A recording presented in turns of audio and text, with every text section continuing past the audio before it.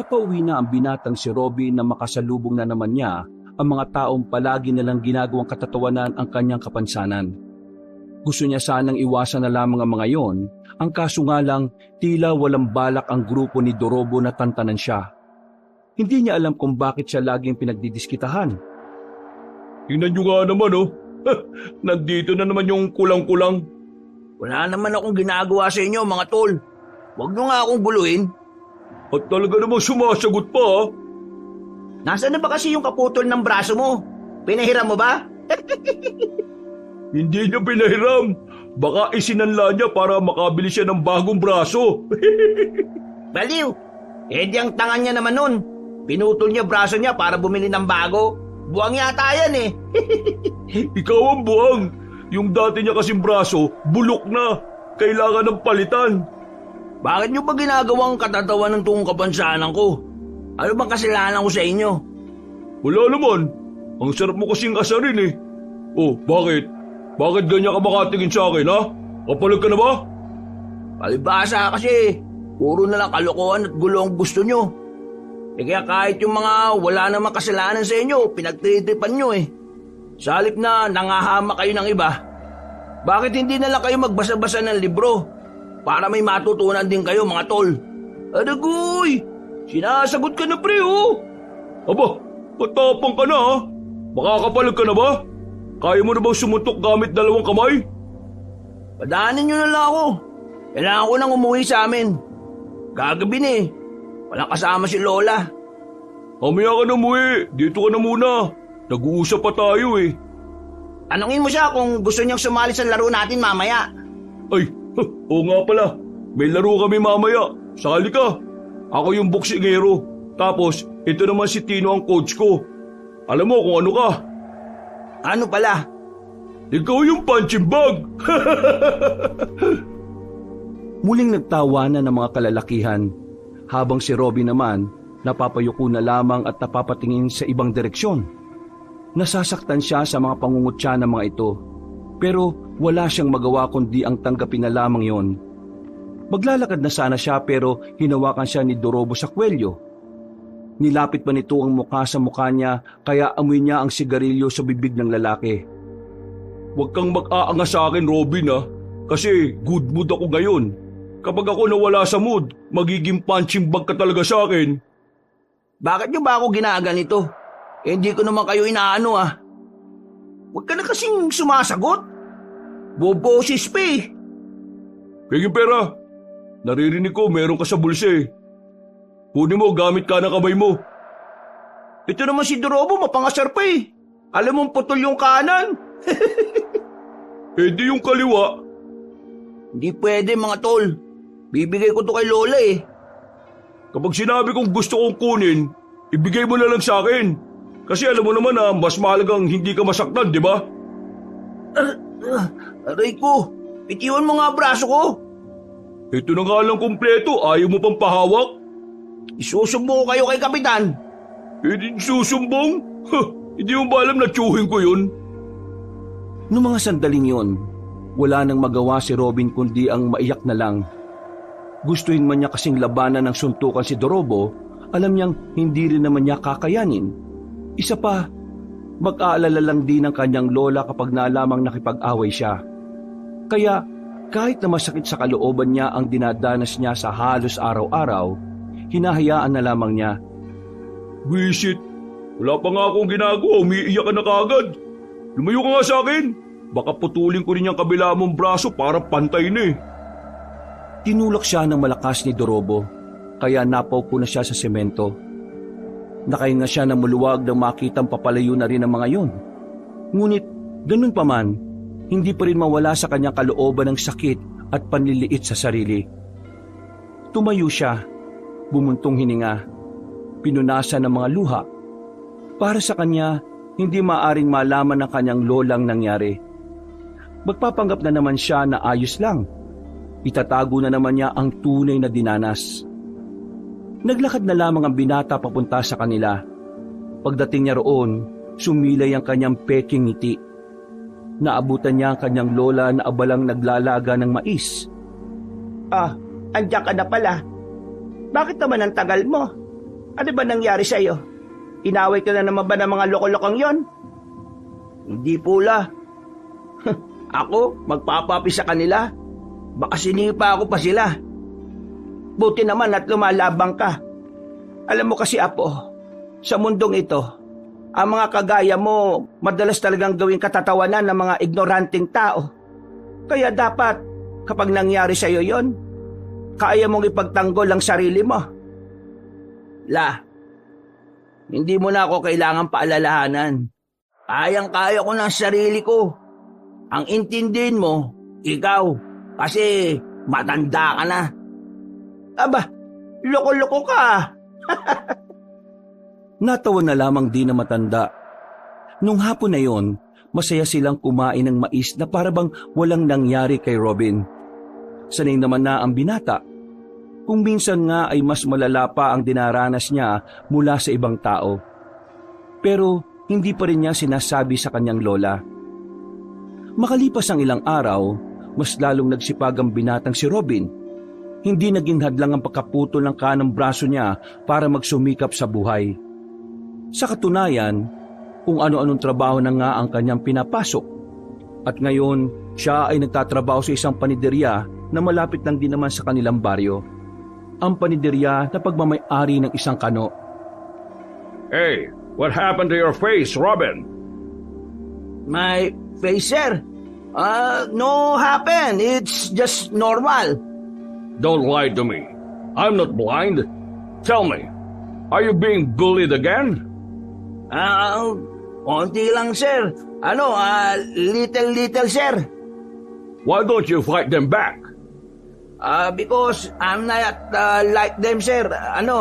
If we make battle to them, me is bad na rin. No, fighting back doesn't mean you're bad. It's about protecting yourself from other people harming you. In this world, you cannot show them that you're weak. If you want to live with your pride. Understand? Yes, sir. Understand, sir. Promise me, you will fight them back. It's not for me, it's for you. Remember that. Tumango na lamang ang binatang si Robin kahit na hirap na siyang makipag-Inglisan sa kanyang dayuhang amo. Pero sa kabilang banda, napapangiti na lang siya dahil kahit papaano, mabuti sa kanya si Mr. Smith. Kahit na ilang linggo pa lang siya roon, hindi niya nararamdaman na kakaiba siya sa lahat. Kahit kasi ang mga kasama niya sa trabaho ay mabuti rin sa kanya. Makalipas ang ilang oras sa pagmamasa, natapos na rin ang kanyang trabaho. Umuwi siyang may mga dalang tinapay na sobra sa mga niluto nila. Pasipol-sipol pa ang binata habang naglalakad pa uwi. Napatigil siya nang matanaw sila ni Dorobo. Meron na namang pinagdidiskitahan ng mga yon. Pero laking pagtataka niya nang makita na ang isa sa mga kasama nito ang nakaupo sa gitna at napapalibutan. Lumapit siya ng bagya para marinig ang usapan ng mga yon. Wala ka rin kwenta eh. Isinali ka namin sa grupo namin kasi akala namin pwede kang asahan. Duwag ka rin pala. Pero, mahirap kasi yung pinagagawa nyo sa akin eh. Hindi ko kaya magnakaw. Mampuli, pwede pa, pero magnakaw, hindi. Anong mahirap? Kukunin mo lang naman habang hindi nakatingin eh. Hindi pagnanakaw tawag doon. Ang tawag doon, diskarte. Hindi ko talaga kaya eh. Pasensya na. Huwag nyo na ako tanggalin. Hindi namin kailangan ng duwag at walang kwentang miyembro. Diyan ka na! Sinipa pa ni Dorobo ang binatang si Tino. Sumubsob pa ito sa lupa at saka naglakad paalis. Naiwan si Tino doon. Sinamantala na ni Robin ang pagkakataon na lapitan ito. Nagmamadaling tumayo si Tino nang bigla siyang lumitaw. Tila umaating maangas at siga. Hoy! Anong tinitingin-tingin mo? Papalag ka ba? Hindi mo na kailangan magpanggap sa harapan ko. Ayos lang naman sa akin na hindi ka siga, tol. Walang kaso. Pinagsasabi mo. Bigkusan kaya kita dyan. Nakita ko nangyari. Nakita ko kung paano kanila saktan. Alam kong sumali ka lang sa kanila para magpanggap na maangas. Magawa ka ba ng kwento? Lubayin mo nga ako bago pa kita masuntok. Hindi may tatago ng mata ang katotohanan. Tinan mo, malapit ka lang umiyak oh. Nung malapit nang umiyak, nasisiraan ka na yata ng bait eh. Sige na, tol. Umiyak ka na. Di naman kita uhusgahan eh. Di ako iiyak, no? Di ako kagaya mo na mahina. Sus, kunwari ka pa. Nangingilid na luha mo, tol. Umiyak ka na. Mas maganda nang nailalabas ang sama ng loob mo. Maya-maya lang, bigla na lang umiyak ang lalaking si Tino. Para itong bata na inagawa ng candy. Ang lakas ng iyak at ang ibang napapadaan ay napapatingin na rin sa kanila. Kaya kahit hindi naman gaano kilala ni Robin ang binatang si Tino, hinila niya yun paalis sa lugar na yun. Nakarating sila sa isang iskinita na walang gaanong dumaraan. O yan, diyan ka umiyak, tol. Walang makakakita sa'yo. Nina, tapos na ako umiyak. Yun na yun. Bakit? Ano bang gusto mo? Hanggang bukas? Ngayon naman, sabihin mo sa akin, tol. Bakit ka ba sumali sa kanila? Eh mukha namang hindi ka kagaya nila eh. Bakit ko naman sasabihin sa'yo? Tropa ba kita? Tropa? Ha, ang pangit pakinggan. Kaibigan. Ano? Ako si Robin. Handang makipagkaibigan sa'yo, tol. Bakit ako makikipagkaibigan sa'yo? Dahil pareho tayong biktima ng kasamaan ni Dorobo. Di ako nakikipagkaibigan sa saan? Sa putol ng braso? Tol, ikaw nga iyakin, hindi naman kita inusgahan ah. Oy, huwag mong ipagsasabi sa iba na umiyak ako ah. Kung makikipagkaibigan ka sa akin, o bakit? Gusto mo ako maging kaibigan? Eh kasi wala akong kaibigan, tol eh. At kapag pumayag ka, ikaw ang una. Sigurado ka ba? Wala kang kaibigan kahit na isa? Wala nga. Lahat ng nakilala ko, pinagdidiskitaan lang nila ako eh. Mahirap makipagkaibigan kapag may kulang sa'yo. Kasi, yun ang lagi na napapansin nila. O ano, makikipagkaibigan ka ba sa akin o hindi? Kapag nakipagkaibigan ako sa'yo, ano naman mangyayari? Malamang, magkaibigan na tayo. At kung anong sikreto mo, sasabihin mo na sa akin. Ganun din naman ako sa'yo, tol. Biglang nanahimik si Tino. Bumuntong hininga siya at tumingin sa malayo. Naging kagaya mo rin ako sa dati naming tinitiran. Pinagdidiskitan nila ako. Sa hindi ko maalamang dahilan eh. Ngayon, lumipat kami dito sa baryo na to. Nakita ko sila Dorobo. Natakot ako sa kanila kasi maangas at siga sila eh. Ay ang ginawa ko, sumali ako sa kanila. Di ba nga sabi nila, if you join them, beat them. Ha? Parang may mali yata, tol eh. Basta ganun. Basta sumali ako sa kanila para magmukha rin akong maangas. Para hindi malata ang kahinaan ko. Para walang lumapit sa akin para mambuli. Pero hindi ko nakala na kahit anong gawin ko, lalabas at lalabas pa rin ang pagiging mahina ko. Hindi ko sila kayang sabayan. Kasi tol, hindi ka naman kagaya nila. Hindi ka masamang tao. Kaya kahit anong gawin mo talaga, lalabas yung totoong ikaw. Alam mo, ako, mula pagkabata ko, danas ko na yung pangungutya. Itong putol kong braso, ito palaging usapan ng mga kalaro ko dati.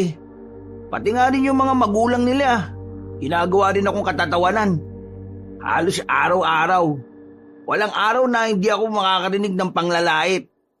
Madalas din ako mabuli, mabugbog, masaktan at kung ano-ano pa.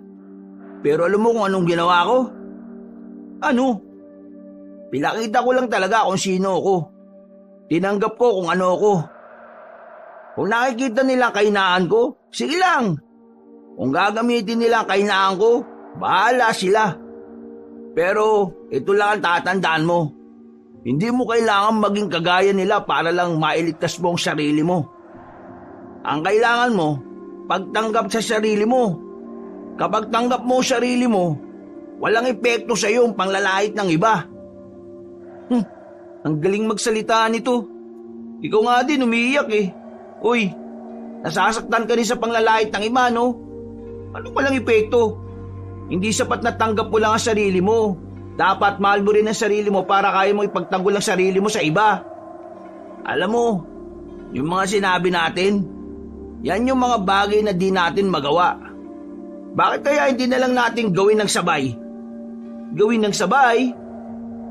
Inilahad ni Robin ang kanyang kamay, tanda ng kanyang pakikipagkaibigan.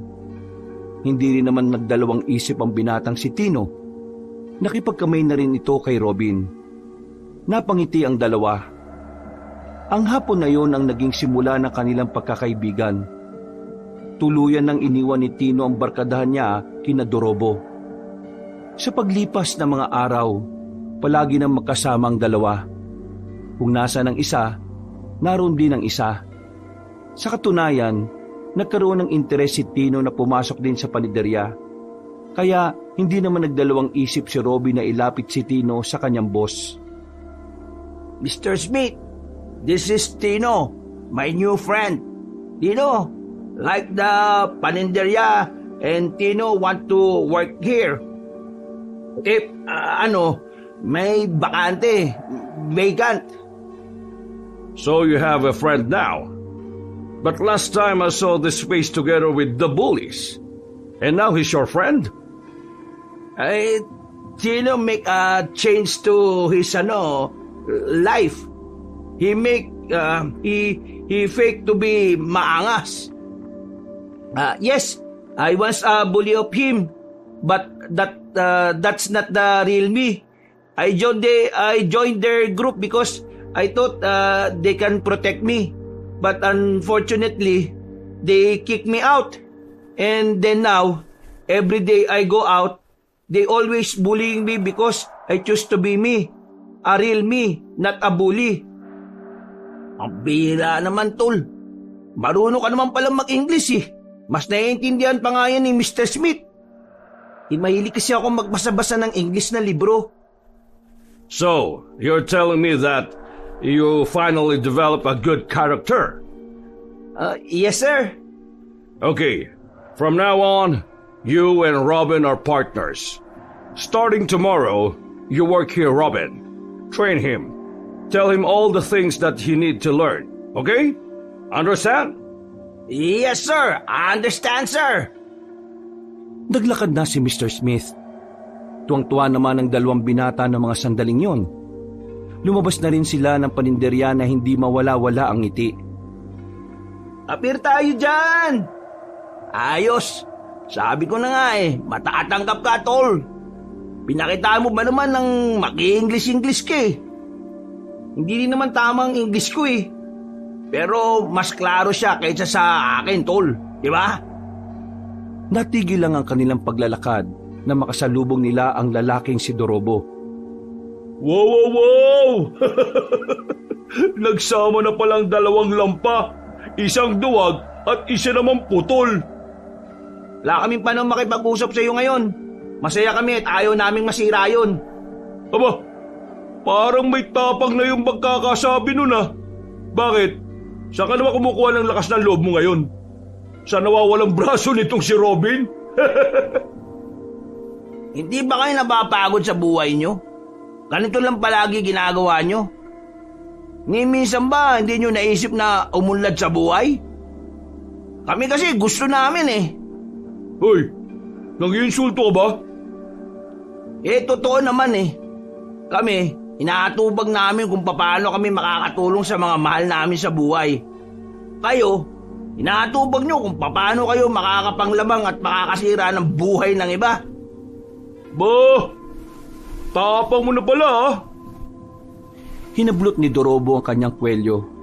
Isang suntok ang pinakawalan ng lalaki. Buti na lang ay natulak ni Tino ang lalaking barumbado kaya hindi tumama ang suntok. Gulat na gulat si Dorobo na nagawa yun ni Tino. Samantala, agad din naman bumawi si Robin. Naalala niya kasi ang sinasabi ni Mr. Smith at ng kanyang lola. Kahit kaliwang braso na lamang ang meron siya, dali-dali siyang lumapit kay Dorobo at saka sinapak yun sa panga. Mahilo-hilo si Dorobo sa kanyang ginawa. Hindi makapaniwala si Tino sa kanyang ginawa. Nang makita nilang nakarecover agad si Dorobo, hindi na nagkatubili si Robin at Tino na tumakbo. Karipas ang kanilang ginawa. Hindi sila agad nahabol nila Dorobo dahil bahagya pa itong nahihilo. Habang tumatakbo, tawa sila ng tawa.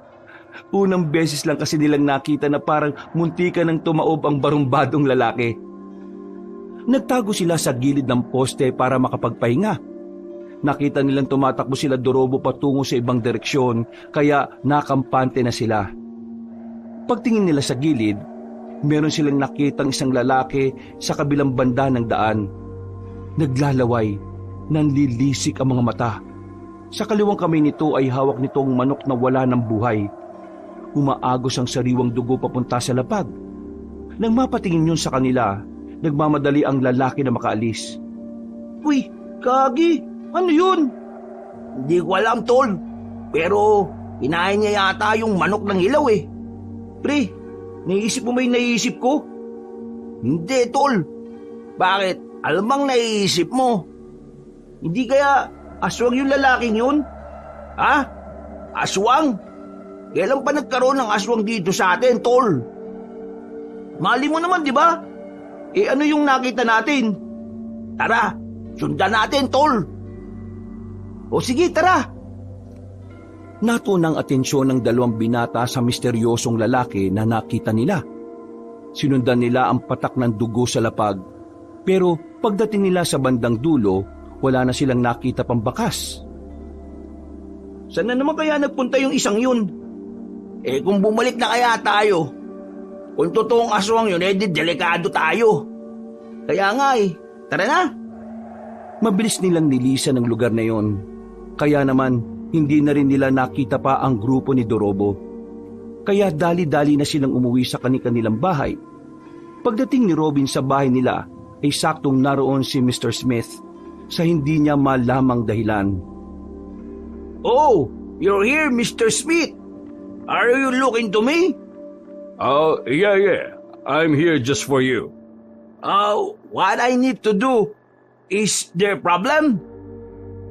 Nothing. I'm just checking if you are okay. I'll go ahead. Nagmamadali si Mr. Smith na parang nahihiya. Napapakamot na lang sa ulo ang binatang si Robin. Akala niya ay may nasabi siyang hindi maganda. Wala, ang problema ni boss. Bakit siya nagpunta rito? Kagaya nga na sinabi niya, inaalam niya lang kung nasa maayos ng kalagayan. Alam mo naman yon, maalalahanin sa mga tao niya. Ah, ganun ba? Eh bakit ganyan ang ngiti mo? Ha? Aling ngiti?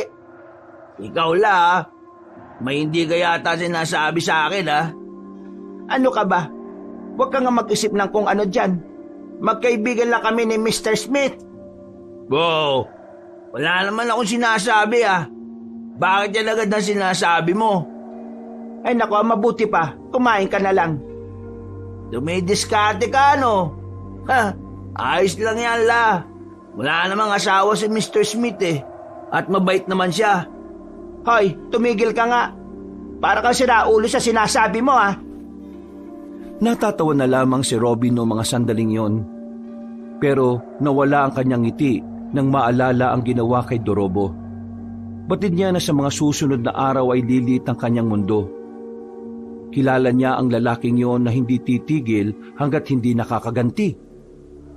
Sa mga sandaling ito, habang nakatingin siya sa kisame, tila ba nagsisisi siya kung bakit niya sinuntok ang panga ni Dorobo. Pero wala naman na siyang magagawa. Kailangan niyang harapin ang mga mangyayari. Lumipas pa ang mga araw at matagumpay niyang naiiwasan ang presensya ni Dorobo. Ganon din naman ang kanyang kaibigan na si Tino. Kahit na papaano, hindi sila napapasangkot sa kahit na anong gulo. Hindi rin kasi sila pinababayaan ni Mr. Smith. Habang inaabangan sila ni Dorobo, pinahatid naman sila ng matandang kano. Kahit kasi may edad na, talagang matipuno pa rin ang katawan ni Mr. Smith. Makikita na alagang-alaga nito ang katawan. Tol, bilisan natin maglakad. Baka mamaya sinusundan na naman tayo ng mga loko. Sayang nga kasi, di tayo natin ni Mr. Smith. May lakad yun ngayong hapon eh. Bahala na muna tayo sa sarili natin. Gagi, yun na sila oh. Naamoy na naman yata tayo. Ayun yung mga gunggong oh! Abulin nyo! Dahil sa takot na baka mabugbog ng mga barumbadong lalaki, Dali-daling tumakbo ang magkaibigang Robin at Tino. Kung saan-saan sila sumuot. Hindi na nga nila namalaya na nakarating na rin sila sa kagubatan. Nakikita nilang nakasunod pa rin ang mga yon, kaya tumawid na sila sa hanging bridge. Napansin nilang takot pala si Dorobo sa matataas na lugar, kaya hindi na ito tumuloy sa kanila. Kapag naabutan ko kayo, babasagin ko ang mukha ninyo! Lalong-lalo ka na, putol! Wala akong kasalanan sa'yo. Ginawa ko lang yun para ipagtanggol ang sarili ko. Wala akong pakialam sa dahilan mo. Basta kapag nahawakan kita, asahan mo matatabunan ng mga yan na mukha mo. Uy, Dorobo! Tumigil ka na kasi! Bakit ba hindi ka nalang bumait kagaya ko? Wala ka namang mababala sa ginagawa mo eh. Kaya ka walang syota kasi ugali mo masama. Yang si Satanas sa'yo. Aba, bumoboses ka na rin oh. Umanda ka rin sa akin. Mabubugi ka talaga. Matapang ka diba, tol? Bakit hindi ka makatawid dyan sa tulay? Matapang ka lang sa mga hindi kayang pumalag sa'yo eh. Pero sa totoong hamon ng buhay, wala ka, Dorobo. Wala ka! Gigil na gigil si Dorobo ng mga sandaling yon, pero wala itong magawa. Ihahakbang pa lang kasi nito ang mga paa ay nakikita na nito ang kailaliman ng ilog. Kahit ang mga kasama rin nito ay nag-aalangan. Noong mga sandaling yon, umalis na lamang si Dorobo.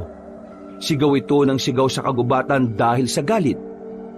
Samantalang napaupo na lamang ang magkaibigan sa lapag. Buti naman, dito tayo napadpad. Kung hindi, naabutan na tayo ng mga mokong na yun. Pero, alam mo ba tong lugar na ito, tol? Bundok na to, di ba? Wala akong ideya kung saan patungo tong dinaanan natin eh. Pero, lakarin na lang natin at baka makahanap naman tayo ng daan pabalik sa atin.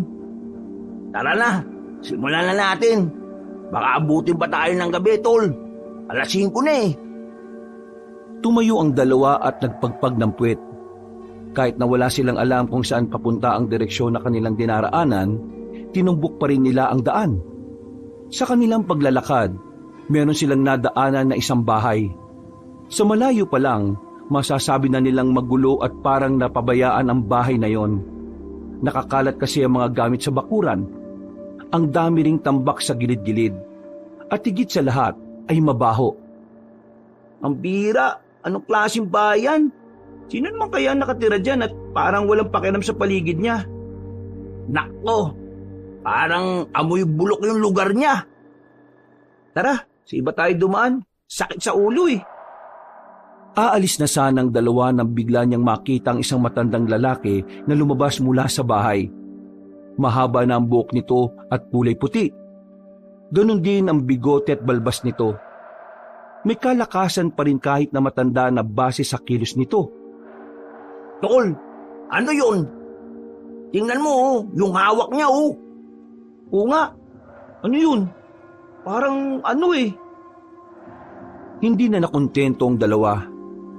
Para makita kung ano ang hawak na matandang lalaki, lumapit pa sila ng bahagya. Nanlalaki ang kanilang mga mata na mapagtantong hita pala ng tao ang hawak-hawak na matandang yun. Muntikan na silang masuka. At dahil doon, nakagawa sila ng kaunting ingay. Ingay na agad din naman narinig ng matanda kahit abala ito sa ginagawa. Tumigil ito at tumingin sa kinaroroonan nila. Kahit hindi sila nakikita, parang nararamdaman na matandang yun ang kanilang presensya. Kailangan na yata natin umalis dito bago pa niya tayo makita. Tol, anong klaseng tao yan? Gagi! Tanong ka pa eh. Tara na! Nang aalis na sana sila, nakita nila ang matanda na kinuha na ang mahabang itak sa gilid. Dahilan para mas lalo silang mataranta. Paglingon nila ulit, naglalakad na matandang yon sa kanilang kinaroroonan. Wala na silang sinayang na sandali. Kumaripas na agad sila ng takbo. Wala silang pakialam kung makalika sila ng mas malakas na ingay. Habang tinatahak ang daan, hindi na nila napapansin na mas lalo na pala silang napapalayo sa tamang daan. Sobrang liblib na ng kanilang tinatakbo. Nakakadagdag pa sa kanilang takot ay ang nalalapit na pagsapit ng gabi. Tol, teka lang. Hinihingal na ako. Hindi tayo pwede huminto, pre. Baka maabutan niya tayo. Hindi ka ba napapagod? Hindi. Bakit naman ako mapapagod? Baliw ka ba? Ang layo na ng tinakbo natin. Pahinga muna tayo. O sige, 2 minutes lang ha. Tumingin-tingin pa ang dalawa sa paligid. Hindi naman na nila nakikita matandang aswang. Pero dahil hindi na nga sila pamilyar sa lugar na kanilang kinalalagyan, hindi nila magawang makampante. Tol, pwede na yata tayong lumabas. Wala na yata yung matanda. Problema nito, paano tayo makakabalik sa atin? Ang liblib na nito eh. Yun nga, tol. Tapos, maggagabi na rin. Tol, may hinala ako kung anong klaseng tao yung matanda. Ang ibig ko sabihin, hindi siya tao. Isa ba tayo nang iniisip, tol?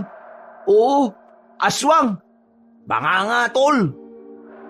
Dahil sa ideyang iyon, agad na nagtindigan ang kanilang balahibo. Ramdam na ramdam nila bigla ang ihip ng hangin sa kagubatan at ang katahimikan na siyang tila bumibingi sa kanila. Kahit pagod, nagmamadali silang umalis. Natatanata na nilang hinanap ang tamang daan kung papaano makakalabas sa kagubatan. Bilisan na natin! Huwag tayong papaabot ng gabi dito! Anong wag papaabot? Maggagabi na nga. Makalipas lang ang ilang minutong paglalakad sa kagubatan, meron na rin silang natanaw na kalsada. Nakahinga sila ng maluwag sa pag-aakalang makakauwi na sila. Nang naglalakad na sila roon, bigla na lang nilang napansin ang grupo ng mga tao na may mga dalang sulo. Parang parada, mababagal ang lakad at lahat ay nakasuot ng itim. Gumilid ang dalawa. Kulto ang unang pumasok sa isipan nila. Pero hindi yun basta kulto lang. Kulto pala ito ng mga aswang. Narinig kasi nila ang binibikas ng mga yon habang naglalakad. Kaya naman, mas lalong dumagundong ang kaba sa kanilang dibdib. Nang halos 3 minuto nilang hinintay na makalagpas ang mga yon, mabilis silang lumayo roon. Windang na windang, para silang mabubuang sa mga nangyayari. Tol, totoo pala talaga itong mga aswang na to no? Anong gagawin natin ngayon? Natakasan nga natin sila Dorobo kanina. Nandito naman tayo ngayon. Mukhang nasa lugar yata tayo ng mga aswang, pre. Hindi na yata tayo makakabalik sa atin. Huwag kang magsalita lang ganyan, tol. Baka mamaya magkatotoo yan. Isipin na lang natin kung paano tayo makakalis dito. Lakarin na lang natin tong daan na to. Baka dito, meron tayong makasalubong na sasakyan. Nang masiguro nilang wala ng mga aswang sa paligid, lakas loob na rin silang lumabas ng kanilang pinagtataguan. Lakad, takbo ang kanilang ginawa. Hindi na rin nila nababantayan ng oras. Inabot na pala sila ng 7:00. Maya-maya, isang malakas na busina ang kanilang narinig. Hoy! Magpapakamatay ba kayo? Makabokong kayo Kuya, baka pwedeng pasabay naman Sabay humarurot na lang ang sasakyan. Hindi sila pinakinggan ng lalaki. Mabilis na umalis ang truck. Bagsak ang balikat ng dalawa sa pag-aakalang makakabalik na sila sa kanilang baryo. Kaunting lakad pa ang kanilang ginawa. Meron na rin silang natanaw na liwanag. Meron palang nagmimina roon. Agad silang lumapit at nagtanong. Mabuti na lamang ay saktong may isa rin truck na papaalis. Kaya naman nakisabay na rin sila roon. Nakabalik naman sila ng kanilang baryo. Ang kaso nga lang ay 9:00 na. Kung saan-saan pa kasi nagpunta ang sinakyan nila. Tol, ano palang gagawin natin sa mga natuklasan natin? Ilihim na muna natin. Nakakabahan kasi ako Pag kinalat natin, baka mamaya magalit yung mga aswang na yun sa atin. O sige, laylo muna tayo, tol. Huwag na muna siguro tayo lumabas ng bahay. Paano yung trabaho natin? Ang ibig kong sabihin, saka lang tayo lalabas kapag papasok ng bahay. Pero kung wala tayong gagawin sa labas, huwag na tayo lumabas. Sige, tol. Ingat ka Baka makasalubong mo yung mga kumag Mabilis naman akong tumakbo At 2 naman ang kamay ko para makipagsuntukan. Hoy, tol! Nangasar ka ba? Joke lang naman. O sige na, uwi na ako. Tinapik na lamang siya sa balikat ni Tino. Napapailing na lang siya habang pinagmamasdan papalayo ang kanyang kaibigan. Pagpasok niya sa kanilang bahay, ay inabutan niyang nakahain na ang pagkain niya. Pero ang kanyang lola ay nakahiga na at natutulog. Napapangiti na lamang siya. Kahit kasi malaki na siya at nasa tamang edad na, inaasikaso pa rin siya nito. Huwag kang mag-alala, Lola. Kapag ako nagkaroon ng maraming pera, ititira kita sa mas magandang bahay. Kinabukasan ng umaga, papasok na naman si Robin sa panaderya. Panibagong kaba na naman dahil iniisip niyang baka makasalubong na naman niya si Dorobo at ang grupo nito. Hindi na naman siya natatakot kung makikipagsuntukan siya. Umiiwas lang talaga siya sa gulo dahil ayaw niyang bigyan ng problema ang kanyang lola. Dinala mo na ba yung baon mo? Naipasok mo na ba? Ay, opo, Lola. Nandito na po sa loob. Ipinasok ko na po. Marami pong salamat, La. Mukhang mabait ka yata ngayon. No ka ba, La? Lagi naman po akong mabait eh. Ay, oo na. Sige na, umalis ka na. At baka mapagalitan ka pa ni Mr. Smith. Matapos yumakap sandali sa matandang babae, ay agad na rin siyang naglakad palayo. Kagaya ng laging ginagawa, ay dadaanan niya muna si Tino para sabay silang pumasok sa trabaho. Pagpunta niya kina Tino, ilang bahay lang ang agwat ay nakita niyang may mga nagkukumpulang tao. Tol, anong meron doon? Hindi ko rin alam eh. Tingnan natin. Madadaanan naman natin eh. Tara, anong oras na rin oh? Paglapit nilang dalawa sa mga nagkukumpulang tao, nakita nilang isang lalaking nakahandusay sa harap ng bahay. Sa gilid nito ay merong umiiyak na babae, mukhang asawa. Nang tingnan nila ang mukha ng lalaki, nalaman nila yon ang lalaking nakita nila na may dalang patay na manok. Ang lalaking pinaghihinalaan nilang aswang. Ayon sa kanilang narinig, meron daw isang matandang lalaki naman na pumaslang sa biktima. Bigla na lang daw tinaga ng mahabang itak. Napansin pa ni Robin ang mahabang kuko ng lalaki. Parang hindi na normal ang haba nito. Kaya naman isang ideya ang pumasok sa utak ni Robin. Sino kaya yung pumatay dun? Baka yung inagnakawan niya ng manok? Di ba, pinaghihinalaan natin na aswang yung lalaking yon? Pero, Tol, may naisip akong dahilan kaya siya pinatay. Dahilan ano? Hindi kaya may bumira sa kanya kasi alam na aswang siya. Kasi di ba, Tol, kagaya nung sa comics na nabasa natin, yung albularyo ang pumapaslang ng mga masasamang nilalang. O nga no, baka nga ganun na nangyari. Ibig sabihin, may tao talagang tumutugis sa mga aswang. Kung ganun, Tol, hindi pala natin kailangan mabahala. Meron naman palang pumapatay ng aswang eh. Ang tanong, sino? Napapailing na lamang ang binatang si Robin. Isang malaking palaisipan para sa kanilang magkaibigan ng bagay na yon. Pero hindi na lamang muna nila yon pinagtuunan ng pansin nang makarating na sila sa paniderya.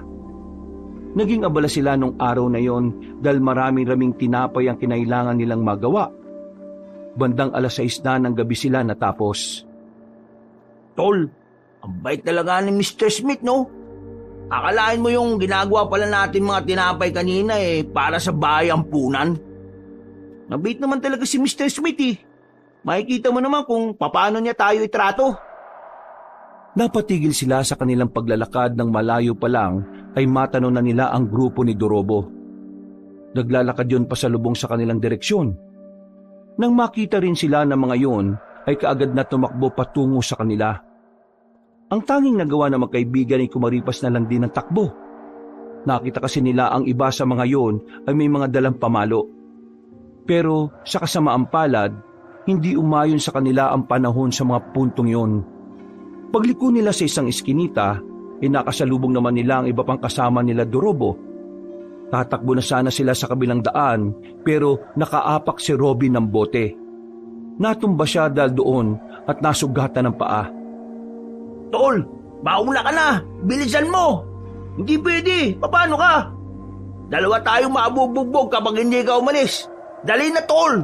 Alis na! Sumbong ka sa barangay, bilis! Bago makalapit sila Dorobo ay agad-agad na rin tumakbo si Tino. Sinubukan naman ni Robin na makabangon, pero dahil sa sakit ng kanyang paa, hindi na niya magawa pang makapaglakad ng maayos. Ano? Alam mo matatakasan mo ako ngayon, ha? Di ako natatakot sa'yo. Kung suntukan ang gusto mo, papalagang kita. Huh, nagpapatawa ka ba? Isa nga lang ang kamay mo, gusto mo pa akong palagan? Ano, saan ka aasa? Sa'yo mo lang naman nanalo ka sa akin? Bakit hindi natin subukan? Tayong dalawa lang, walang makikialam. Nagtawanan sila Dorobo, habang si Robin naman ay nanatiling matapang. Pinipilit niyang hindi magmukhang mahina sa harapan ng mga kaaway niya. Maya-maya lang, bigla nang lumapit sa kanya si Dorobo. Susuntukin niya sana yon, pero nakailag ang lalaki. Akala mo makakaisa ka ulit, ha? Hindi mo na mauulit yon, putol! Isang solidong suntok ang tinanggap ni Robin mula kay Dorobo. Sa lakas ng suntok nito ay kaagad siyang nawala ng malay. Hindi na niya alam ang mga nangyari matapos noon. Paggising na lamang niya, nakagapos na siya sa puno ng bayabas. Nasa gitna na sila ng kagubatan. Sila Dorobo naman ay nakapalibot sa pinagsama-samang sanga na sinisilaban ng apoy. Buti naman at gising ka na ngayon. Nasaan ba ako? Nasaan? Nandito sa gubat. Sa lugar kung saan huli kang makikita sa mundong ito. Anong sinasabi mo?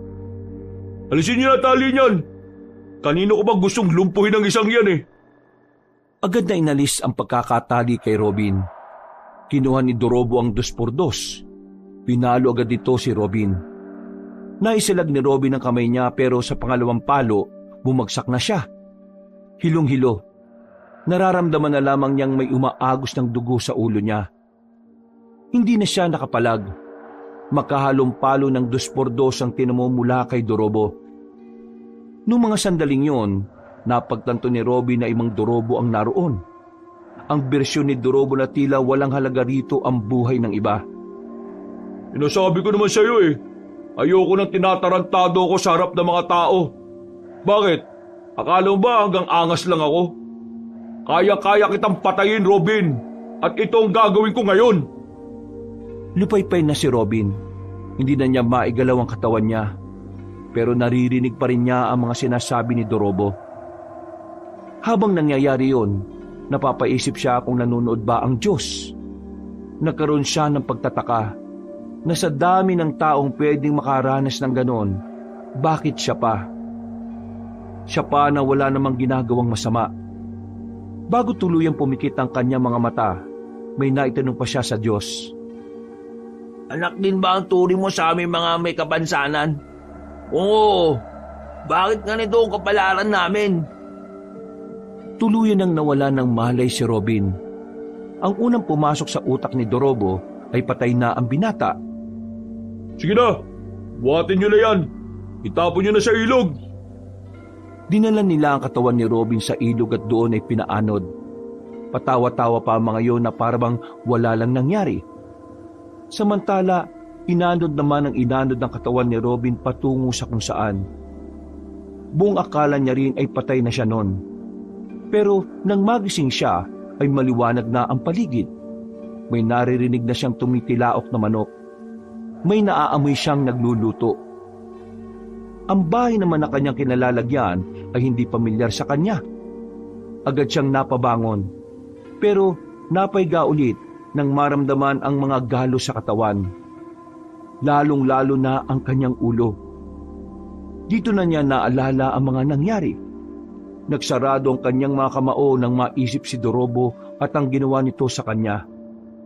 Kumusta ang pakiramdam mo, iho? Sino ka? Yan talaga ang bungad mo matapos kitang sagipin at gamutin. Kayo ang nagligtas sa akin? Nakita kitang palutang-lutang sa ilog na yon, kaya kinuha kita. Marami kang galos. May sugat ka rin sa ulo. Hindi naman masama ang ugali ko kaya tinulungan na rin kita. Ano bang nangyari sa'yo? May mga grupo ng lalaki nagdala sa akin sa kagubatan at binuhat nila ako. Akala ko mamamatay na ako eh. Sa katunayan, hindi ko rin inakala na buhay ka pa. Sa layo ng pinagmulan mo, tinagos ka papunta rito. Imposible na mabuhay ka, lalo na't may mga sugat ka at bugbog ang katawan mo. Maswerte ka, may himala. Biglang napaisip si Robin. Naalala niya ang huling sinabi niya bago siya nawala ng malay. Nakaramdam siya ng konsensya dahil sa pagdududa niya sa Diyos. Tawagin mo na lang akong Mang Ekong. Bahay ko ang kinalalagyan mo. Bakit parang ikaw lang naman ang nakatira sa lugar na ito? Oo, ako nga lang. Teka. Hindi ka naman siguro aswang ano? Kung aswang ako, di sana'y nakalaga ka na. At yung mga laman lobo ginawa ko ng sinigang o kaya sisig. Akala ko aswang ka eh. Akala ko rin doon sa mga lalaking sinasabi mo lang ikaw natatakot. Sa mga aswang din pala. Bakit? Nakakita ka na ba ng aswang? Mga aswang, oo. Nakakita na ako. Saan? Nang misang inabol kami ng mga bumugbog sa akin.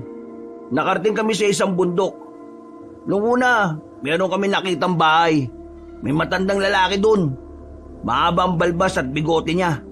Tapos, nagulat na lang kami nang makita naming may bit-bit siyang hita ng tao. Inabol niya kami pero nakatakas naman kami. Nang marating naman namin yung kalsada, nakita naman namin yung parada ng mga aswang. Meron silang mga sinasabi na hindi namin naintindihan. Ang naintindihan lang namin yung sinasabi nilang mga aswang sila. Kayo po ba? May alam po ba kayong mga aswang? Umupo ang matandang lalaki sa upuan na nasa harapan ng papag. Naglabas ito ng sigarilyo at sandaling humithit. Nakikita mo ba yung mga nakasabit na sandatang yan? Yang mga yan ay ginagamit ko. Ibig sabihin, pumapas lang ka ng mga aswang? Tumutugis ako ng aswang. Binata pa lang ako gawain ko na ito. Sa katunayan, meron akong pinaslang na aswang nito lang. Isang lalaking aswang sa baryo ng Malolos. Teka, sa baryo ng Malolos? Taga roon ako eh. Alam ko na. Ikaw ba yung pumatay doon sa nakita namin lalaki na nakaandusay sa tawat ng bahay? Yung tumaga doon? Oo, ako nga. Pinaslang ko na siya bago pa siya makapagdulot ng problema sa mas marami. Ang lalaking yun ay hindi natural na aswang. Siya ay biktima ng yanggaw. At sa oras na mayanggaw ka, wala ka ng pag-asang makabalik sa pagiging tao. Kaya kailangan ng patayin. Yanggaw? Ano yun? Basta, mamaraan ng aswang para magparami sila. Hahawaan kanila para maging aswang ang simpleng tao. Hindi ko inakala na ganito pala ang mga aswang. At totoo pala talaga sila. Maniniwala ka ba kung sasabihin ko sa iyong may binabalak silang masama sa probinsyang ito? Bakit? Kakainin ba nila mga tao sa probinsya natin? Sasakupin nila ang probinsyang ito at unti-unti nilang buburahin ang mga tao rito. Paano niyo po nalaman ng mga ganito? Tingin mo ba magiging manunugis ako kung wala akong alam sa kanila? Matagal ko na itong ginagawa, pero dahil mag-isa lang ako, hindi ko sila magawang patahimikin lahat. Ikaw? Ako? Oo, may iba pa bang ikaw rito? Bakit? Anong meron? Kailangan mo kong tulungan. Ha? Kailangan mo kong tulungan para labanan ng mga aswang. Ha? Anong may tutulong ko dyan? Tutulungan kitang matutunan ng mga bagay na may kinalaman sa pakikipaglaban. Uy. Sandali lang naman. Hindi pa naman ako napayag ah. At saka, tingnan mo nga, anong may tutulong ko sa laban-laban na yan? Kita mo naman, di ba? Buto lang kanang braso ko. Ano naman? Anong ano naman? Ano naman kung putol lang isang braso mo? Tinatanong pa ba yan? Malamang wala akong may tutulong.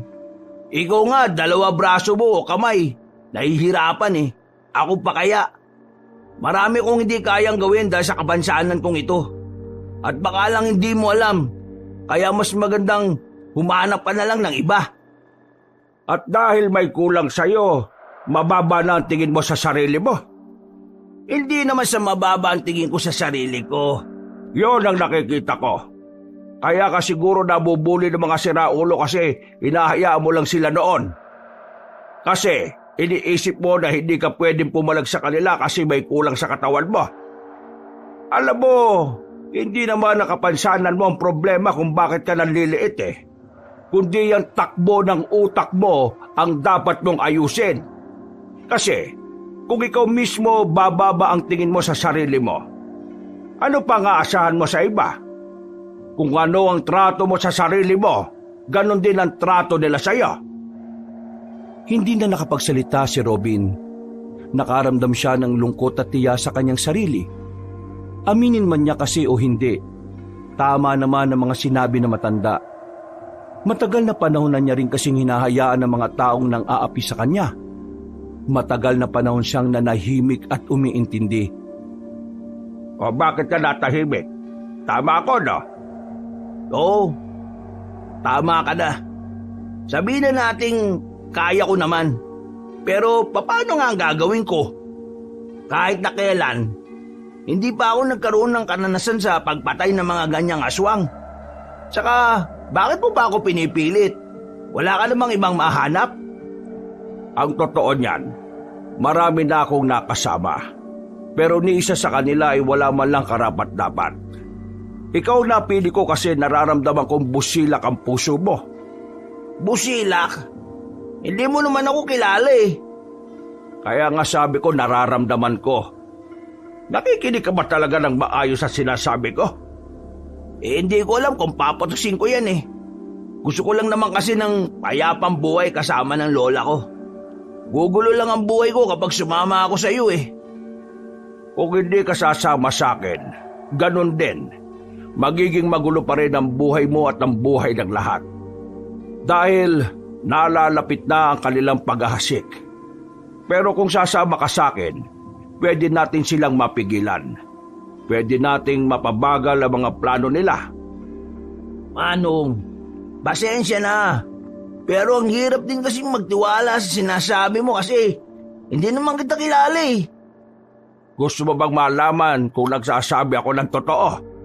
O gusto mo ring malaman kung talaga bang pumapas lang ako ng aswang? Tumayo ang matandang lalaki. May hinila itong baul galing sa ilalim ng papag. Kinuha nito ang isang espada roon. Hinagis nito kay Robin yon. Nasalo naman yon ng binata. Yan ang ginagamit ko sa tuwing lalabas ako. Ito mga nakasabit dito, minsan ko lang yang gamitin. Ano naman ang meron dito? Pakiramdaman mo. Sabihin mo sa akin kung ano ang nararamdaman mo kapag hawak mo ang espadang yan. Ha? Wala naman. Aray! Anong masasabi mo? Anong meron dyan sa espada na yan? Bakit nakaramdam ako ng parang kuryente? Hindi ito pangkaraniwang espada. Ginagamit lang ito ng mga kagaya ko na kung tawagin ay antingero. Ang antingero ay ang taong gumagamit ng anting-anting. Ang anting-anting naman ay nakakapagbigay ng kakaibang lakas o kapangyarihan sa gumagamit nito at... Sandali. Sinasabi mo bang meron kang kapangyarihan? Sige nga, ipakita mo sa akin. Ang anting-anting ay hindi basta-basta ginagamit kung hindi naman kinakailangan. Wala ka naman pala eh. Baka gawa-gawa lang yan eh. Hindi pa ba sapat na paliwanag yung naramdaman mo sa espada? Bakit hindi mo ulit subukang hawakan? Hindi na nakapagsalita pa si Robin. Sa totoo lang, may parte na rin ng kanyang utak na tila naniniwala sa mga sinasabi ng matanda. Sadyang hindi niya lang talaga alam ang kanyang sasabihin. Bumuntong hininga na lamang ang matandang si Ekong. Napapailing ito. Pero kailangan mo na munang magpagaling. Gusto ko nang umuwi sa amin. Sige. Umuwi ka kung kaya mo. Kung kaya mo lang naman. Sandaling iginalaw ni Robin ang kanyang katawan, pero kaunting galaw lang niya ay nararamdaman na niya agad ng kirot. Bagya pa rin siyang nahihilo. Sa puntong ito, alam niyang tila hindi agad siya makakabalik sa kanilang baryo. Naisip niya agad ng kanyang lola. Sigurado mag-aalala yon kapag hindi siya nakauwi. Sa ayaw at sa gusto mo, dito ka na muna. Gagamutin ko pa ang mga sugat mo. Kapag gumaling ka, ikaw na bahala magdesisyon kung sasama ka sa akin. Pero sana, pag-isipan mo ng maigi. Tumango na lamang si Robin. Mabilis na lumipas sa mga oras. Sumapit na ang kinagabihan. Binalikan siya ni Mang Ekong na may mga dala ng gamot na pamahid. Sobrang hapdi ng mga gamot na yon. Mayak-iyak siya sa sobrang sakit. Parang maiihi siya sa kirot. Tagaktak din ang kanyang pawis. Kailangan mo tisin ng hapdi kung gusto mo talagang gumaling ka kagad. Ano bang ginagawa ko? Hindi ba nagtitiis na ako? Ay, mabuti naman. Teka, may tanong lang ako. Ano yon? Wala ka bang anak? Asawa? Pamilya? Biglang umiti na mapait si Mang Ekong. Hindi pa man ito nagsasalita, tila naramdaman na agad ni Robin na hindi saya ang ibig sabihin ng ngiting yon. Bumuntong hininga si Mang Ekong. May kinuha itong pitaka. Inilabas ang dalawang larawan. Larawan ng isang batang babae at ng isang babae na maganda. Anak at asawa mo? Wala ka bang latest na picture nila? Ayan ang huling itsura nila nung huli ko silang makita. Matagal na silang wala. Maraming taon na rin ang nakalipas.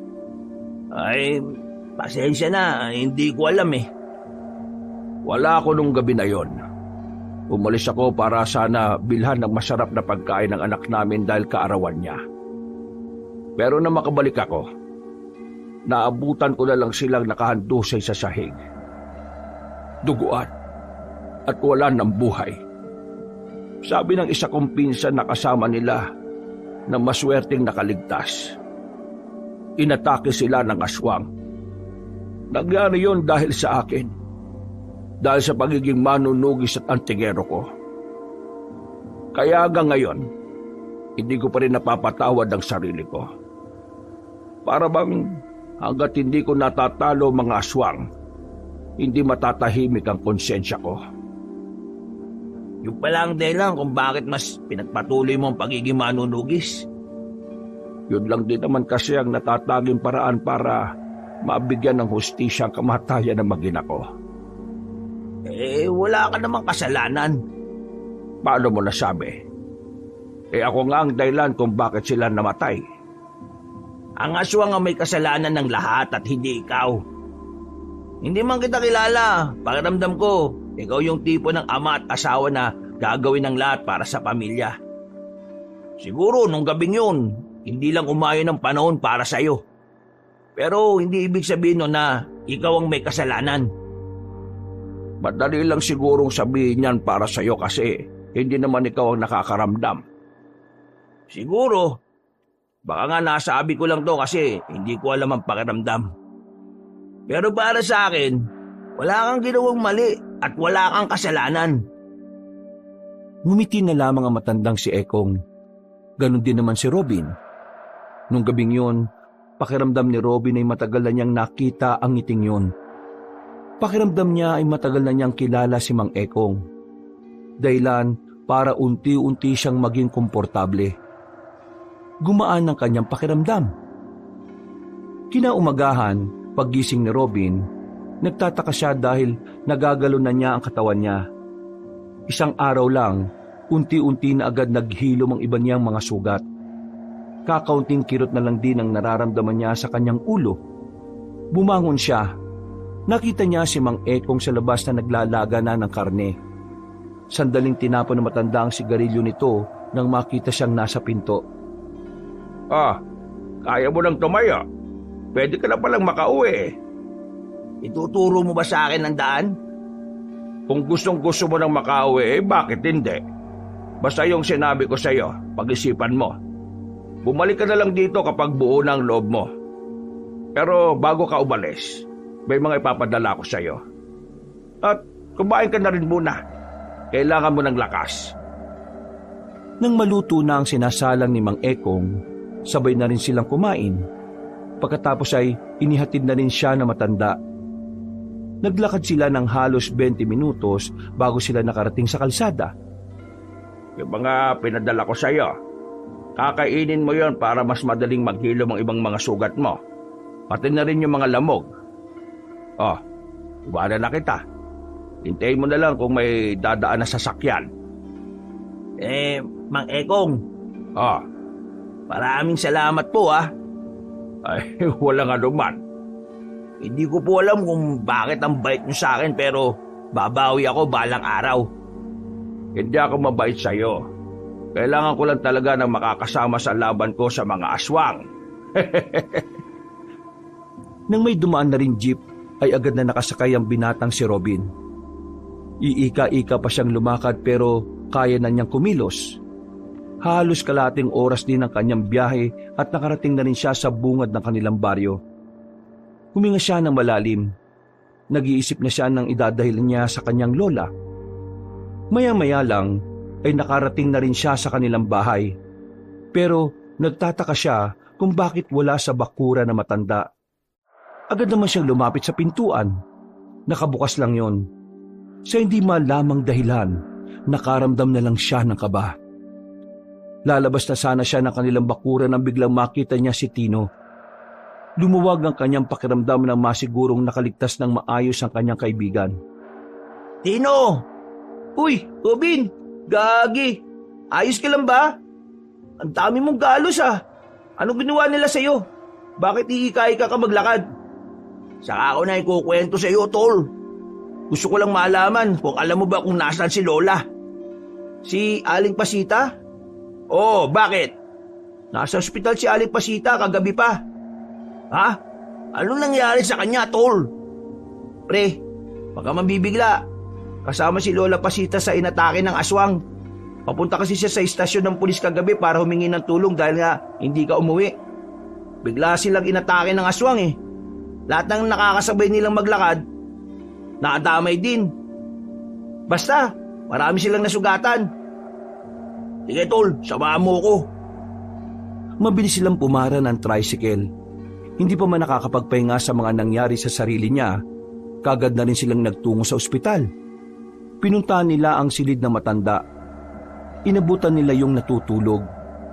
Ang sabi sa kanila ng doktor ay stable na ang kalagayan na matanda. Nakahinga naman ng maluwag si Robin. Napaupo na lang siya sa gilid kasama si Tino. Bakit biglang nagkaroon ng aswang dito sa atin, tol? Hindi ko rin alam Basta bigla na lang daw lumitaw. Merong isa na nakuha sa kanila. Hanggang ngayon, hindi pa rin natatagpuan. Wala nang balita kung ano na nangyari. Mukhang nakakatotoo na nga yung sinasabi ni Mang Ekong Sinong Mang Ekong? Basta, tol. O, isa ka pupunta. Hahanap ako ng pera para babayaran lahat ng mga bayarin dito sa ospital. Bayad na to. Sinagot na ni kapitan natin ang lahat ng gastusin. Mabuti naman kung ganon. Tol, ikaw na munang bahala kay Lola. Sabihin mo, nakabalik na ako para di siya mag-alala. Naghanap lang kamo ako ng pera. Isan nga naman ang punta mo. May kailangan kong makausap na tao. Sige na, tol. Kahit na miss na niya ang kanyang lola, pinili na muna niyang balikan si Mang Ekong. Napagtanto niya kasing mas mainam nang tanggapin niya ang alok nito nang sa ganun ay magkaroon din siya ng kakayahan na protektahan ng kanyang lola. Bakit nandito ka na kagad? Mang Ekong, nakapag-desisyon na po ko. Asama mo na ba ako? Opo. Bakit naman bigla ka nakapag-desisyon? Napasama po yung lolo ko sa mga inatake ng aswang sa lugar namin kagabi. Naisip ko lang na kailangan kong protektaan ng lola ko. At hindi ko yung magagawa kung wala akong lakas ng loob at kung wala akong kaalam-alam kung paano labanan ng mga aswang. Kung papayag ka na pala, marami akong ipapaliwanag sa iyo. Mga bagay na dapat mong tandaan sa pagiging antingero. Antingero? Magiging ganun po ba ako? Halika, sumama ka sa akin. Naunang naglakad na matandang lalaki at nakasunod lang si Robin dito. Makalipas ang halos 10 minutong paglalakad, narating na rin nila ang sapa. Sa gilid ng sapa, may maliit na kuweba. Hindi kakasya ang tao kung hindi ito gagapang. Seryoso? Dadaan tayo dyan? Ano ba talaga ang gusto mo ipakita sa akin? Nasa loob nito ang isang anting-anting na matagal nang naghihintay ng amo. Sumunod ka sa akin. May mga galos pa ako eh. Masakit pa rin konti. Tiisin mo! Gumapang na si Mang Ekong. Napapailing na lamang si Robin pero sumunod na rin siya sa matanda. Nang malagpasan nila ang masikip na lagusan, nakatayo na rin sila sa wakas. Nasa malawak na parte na sila ng kuweba. Tulungan mo ako itulak ang batong ito. Eh, ang bigat naman ito. Nang maalis na nila ang batong naroon, bumungad sa kanila ang kwintas na may palawit na buwan. Kulay pilak ito. Nanlalaki ang mga mata ni Robin nang makita niyang maliwanag yon. Uy, Mang Ekong, anong nangyayari? Ibig sabihin lang nito, kinikilala ka ng anting-anting. Kunin mo siya. Kukunin ko talaga? Oo. Ano bang sinabi ko? Marahang kinuha ni Robin ang kwintas. Namamangha siya sa liwanag na inilalabas nito.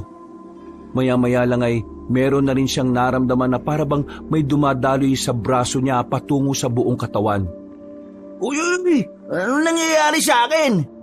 Kagaya nga ng sinasabi ko, kinikilala ka ng anting-anting. Ibig sabihin lang nito, ikaw ang bagong tagapangalaga niyan. Bagong tagapangalaga? Ibig sabihin may dati? Oo. Ang kaso nga lang, nawala sa wisyo ang taong yon. Nalulong sa sugal at napabayaan na niya ang anting-anting na to.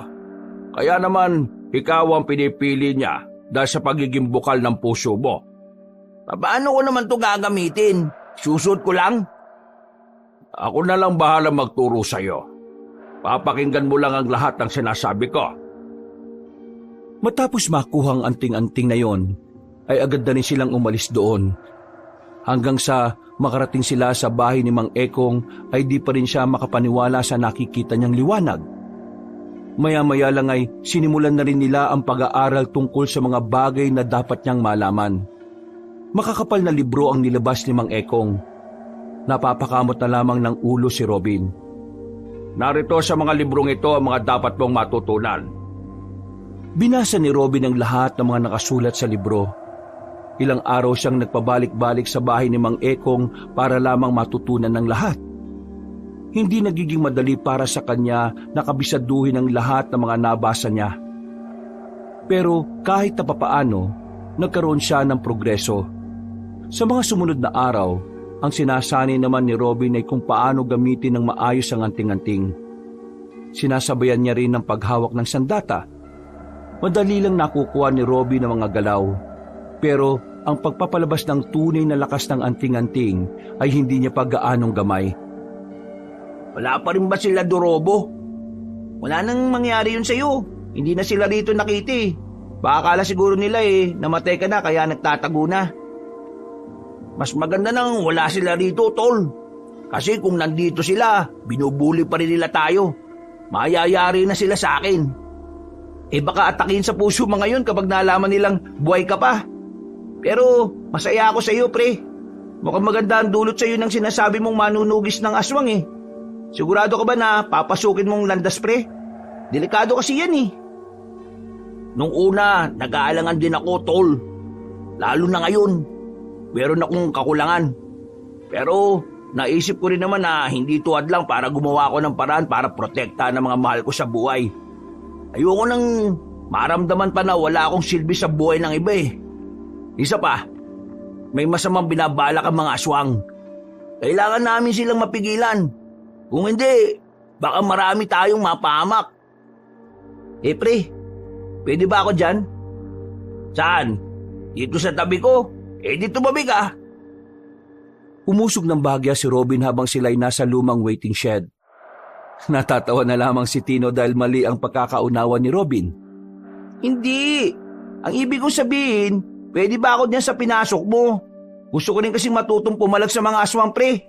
Kasi ayoko naman dumating yung araw na sila mama ang mabiktima kasi wala akong magawa. Sigurado ko ba sa sinasabi mo, tol? Hindi kasi biro tong ginagawa ko. Buhay ang nakataya dito, tol. Ganun din naman eh. Kung wala akong gagawin eh, baka mapahamak din ang pamilya ko kasi sabi mo nga, may masamang balak ang mga aswang. Kaya ganun na lang ang gagawin ko. Gagawa na lang din ako ng paraan. Kaya sige na, sama mo na ako dyan. Gagawin ko lahat para lang matuto. Kung ganon, sumama ka sa akin ngayon. Eh, paano lola mo? Nagpaalam naman na ako sa kanya eh. Naaalis ako ngayong araw. Isa pa, pupunta naman siya mamaya kay Mr. Smith eh. Napapasin ko nga pala, pre. Yung lola mo parang may gusto kay Mr. Smith ah. Hayaan mo silang matatandaan naman na sila eh. Siya nga pala, tol. Anong sabi ni boss sa akin? Ilang araw na ako hindi nakakapasok eh. Sabi niya, naghanap na rin muna siya ng kapalit natin. Bumalik na lang daw tayo kapag ayos na yung mga inaasikaso natin. Eh, mabuti naman kung ganun. Matapos ang usapang yon, ay agad na rin silang bumiyahe. Nang makarating na sila, ay inabutan nila si Mang Ekong na nag-iinsayo gamit ang espada. Napatigil ito na makitang may kasamang ibang tao si Robin. Nagtataka si Mang Ekong na tumitig sa kanila. Kaibigan ko, siya lang yung nakakalam ng lahat ng ginagawa ko rito. Gusto niyang sumali sa ginagawa ko. Pwede ba siya? Magandang hapon po. Ako po si Tino. Agaya ni Robin, meron din akong pamilya na gustong protektahan.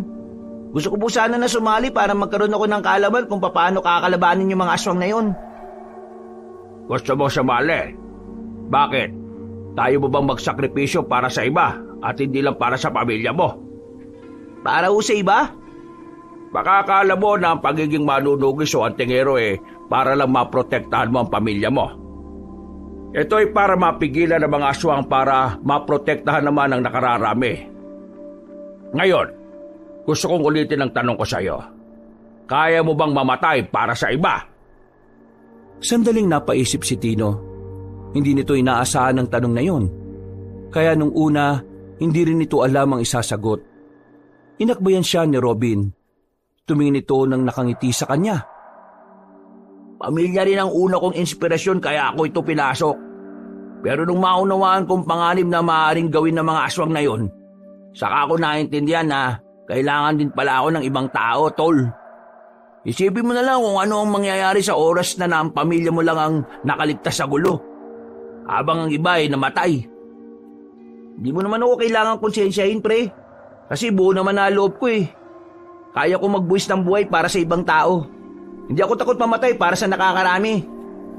Kung ganyan naman pala wala tayong problema. Kunin mo ang isang itak na naroon sa pinto at lalabanan mo ko. Ha? Agad-agad? Gusto mong magsala, hindi ba? Kaya labanan mo ko. Napapakamot na lamang sa ulo si Tino. Sa hapon na yon, nagsimula ang pagsasanay ng lalaki. Habang si Robin naman, nagtungo siya sa kagubatan para subukan namang buhayin ang tunay na kapangyarihan ng kanyang anting-anting. Umupo siya sa malaking bato sa gitna ng kakahuyan. Ipinikit niya ang mga mata. Sinubukan niyang kumonekta sa kalikasan. Matinding konsentrasyon ang kanyang ginawa. Pero sa kasamaang palad, hindi pa rin naging aktibo ang tunay na kapangyarihan ng anting-anting. Ang tanging nagagamit lamang niya ay ang kakaunting parte nito. Makalipas pa ang isang linggo, naging handa na rin ang magkaibigan para sa kanilang magiging unang misyon. Babalikan nila ang bahay na matandang aswang na nakita nila. Dakong 9:00 ng gabi, umalis na sila sa bahay ni Mang Ekong. Mang Ekong, gaano nyo na po katagal ginagawa tong pagtugis sa mga aswang? Matagal na rin. Mula pa nung binata ako. Ito na rin pala ang naging buhay ninyo? Kaya pala sanay na rin kayo no? Tol, malapit na tayo. Manda ka na. Natanaw na rin nila ang nag-iisang bahay sa gitna ng kagubatan. May malakas na lampara doon kaya kahit na nasa malayo sila, ay kitang-kita nila ito. Hinugutan nila ang kanilang mga sandata. Nang ilang metro na lang ang kanilang distansya, nagtago na muna sila para magmasid. Mang Ekong, ano yung hawak ninyo? Langis. Dito natin malalaman kung may aswang sa paligid. May aswang ba rito? Hindi kumukulo ang langis eh. Ibig sabihin wala. Tara na. Nauna nang lumabas na pinagtataguan si Mang Ekong. Lumapit sila sa bahay. Napapatakip na lamang sila ng ilong dahil sa mga naaamoy nilang masangsang. Para bang mga nabubulok na daga. Dito namin nakita yung matandang lalaki. Diyan sa mismong lamesa na yan. Diyan niya nilagay yung hita ng tao. Liitimong aswang ang narito. Sa katunayan, hindi lang siya basta aswang. Malakas ang kutob ko na kakaibang aswang siya. Anong ibig niyong sabihin? Nararamdaman ng anting-anting ko na hindi siya pangkaraniwan. Itong mga ginagawa niya, parang libangan niya lang. Kailangan natin siyang paghandaan. Hintayin ba natin siyang dumating? Oo, kailangan natin siyang paslangin. Lalo na't malaki siyang banta sa buhay ng mga tao. Nung mga oras na yon, bumalik na muna sila Robin. Nagtago na muna sila at hinintay ang matandang aswang na magpakita sa kanila. Pero sa halip na ang matandang yon ang kanilang makita, ang mga dumating ay mga lalaking nakaitim. Ang mga aswang na inaakala nilang mga kulto. Manda kayo, bibiglain natin sila. Kaya ba natin yan? 6 lang yan, tol. Kayang-kaya yan. Sumenya si Mang Ekong. Pagkabilang nila ng 3, agad silang lumabas at inatake ang mga aswang na nasa bakuran. Nagulat ang mga yon. Agad na umilag pero dahil sa bilis nila, tinamaan agad ng 3 aswang. Samantala, ang mga natitira naman ay mabilis na nakadistansya. Nag-iisa tayo. Bahala na muna kayo sa mga sarili ninyo. Bahala talaga? Tol, ngayon na! Hinawakan ni Robin ang kanyang anting-anting. Pumikit siya ng 5 segundo. Pagdilat niya, ay nararamdaman na niya ang kakaibang enerhiya sa kanyang buong sistema. Mabilis niyang nilapitan ang katapat niyang aswang. Sinubukan siya nitong patamaan ng mahahaba nitong kuko pero hindi yun nagtagumpay. Nang makakuha naman ng tamang pagkakataon si Robin, agad niyang hinataw ng espada ang tagiliran ng aswang. Pagdistansya nito ay nilapitan niya ulit at saka itinarak ang espada sa dibdib nito. Matapos siyang paslangin ng kanyang kaharap, nakita niyang napaslang na rin ni Tino ang kalaban nito. Si Mang Ekong naman ay ganun din. Sus! Sisiw lang naman pala to, Mang Ekong! Huwag ka masyado matuwa. Ito mga nakalaban natin ay wala pa sa kalingkingan ng mga malalakas na aswang. Tama si Mang Ekong. Kung natatandaan mo yung mga nabasa mo sa libro, ang mga tiktik ang pinakamababang uri ng aswang, tol. Tiktik pa lang ang mga ito. Saka ka matuwa kapag nakapatay ka na ng gabunan. Ano naman ang gagawin natin ngayon? Mukhang nakaramdam ang sinasabi niyong matanda na narito. Kaya susunugin na lang natin ang bahay na ito. Sumang-ayon naman ang 2 binata. Mga ilang sandali lang ay siniliban na nila ang bahay. Kasamang nasunog doon ng mga nakaimbak na katawan ng tao. Pati na rin ang ilang kagamitan na di umano ay ginagamit sa pangyayanggaw. Puntahan naman natin yung sinasabi niyo kung saan niyo nakita yung parada ng aswang. Diretsuin lang natin tong daan na to. May makikita tayong kalsada dyan. Tinumbok nila ang direksyon na sinasabi ni Robin. Ilang minuto lang, narating na nga nila ang kalsada. Pero sa pagkakataong ito, ay wala naman silang nakitang kahit na ano. Walang aswang, walang kahit kaunting bakas. Kaya ang ginawa nila, naglakad-lakad pa sila sa lugar na yun. Inabot na sila ng 2 oras. Wala pa rin silang napala. Umuwi na muna sila sa gilid. Nanigarilyo na muna si Mang Ekong habang ang 2 binata naman ay inilabas muna ang baon nilang suman. Nakakagutom din pala tong ganitong trabaho no? Mas magandang nagugutom ka pa. Kaysa naman hindi mo na maranasan magutom kasi patay ka na. Mang Ekong, baka matakot si Tino sa sinasabi nyo Hindi matatakot yan. Ang galing nga niya kanina Talaga? Magaling ako? Oo, magaling ka. Nagamit mo agad ang mga itinuro ko sa'yo. Pero huwag ka masyadong emosyonal kapag nakikipaglabang ka Doon ka pwedeng madali. Nakakabanis kasi yung mga aswang kanini. Ang baho ng hininga, nakatapat pa sa mukha ko. Mang Ekong, sa tingin mo, gaano karaming aswang ang makakalaban natin? Marami. Magkakaibang angkan. Pero sa pagkakaalam ko, isa lang naman ang pinuno nila. Hindi naman sa naduduwag ako pero kakayanin ba natin sila? Hanggat nasa atin ang anting-anting, walang problema. Paano naman ako? Wala naman akong anting-anting. Kakayanin mo yan. Kailangan mo lang masanay. Pero dapat handa ka rin kapag namatay ka na. Ito talaga si Mang Ekong, lagi akong tinatakot. Napangisi na lang ang matandang lalaki kay Tino. Mga nasa 10 minuto rin ang kanilang pagpapahinga. Maya-maya lang ay nagpatuloy na rin sila. Pero hindi na nila nahanap pa ang mga aswang. Pati na rin ang matandang kanilang hinahanap ay wala na rin. Napagdesisyonan na lamang muna nilang umuwi. Nang sa ganon ay nagkaroon sila ng maayos na pagpapahinga. Pumasok na kayong dalawa sa loob at matulog na kayo. Hindi dapat kayo nagpupuyat.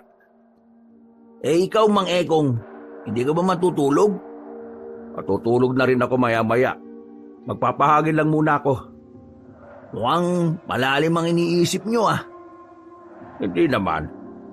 Inuubos ko lang tong sigarilyo. Sige na, pumasok na kayo sa loob. Tumango na lamang si Robin at Tino. Makatabi sila sa papag. Paghiga nila ay saka lamang nawala ang kanilang antok. Pareho nilang naalala ang mga kaganapan habang kinakalaban nila ang aswang. Hindi pa rin makapaniwala si Robin na kinaya niyang makapaslang ng ganong kabangis na nilalang. Dahil dito, unti-unting tumaas ang kanyang moral. Hindi na niya pinapansin ang kakulangan niya sa katawan. Para bang pakiramdam niya, pinanganak na siyang kumpleto dahil sa nagawa niyang pakikipaglaban. Hanggang ngayon, nagpapasalamat pa rin ako kasi buhay ka. Ano ka ba, tol? Halos 2 linggo na yun. Hindi ka pa rin ba makamove on? Buwang ka ba? Akala mo ba nakatulog ako noon? Isip ako ng isip kung ano nangyari sa'yo, no?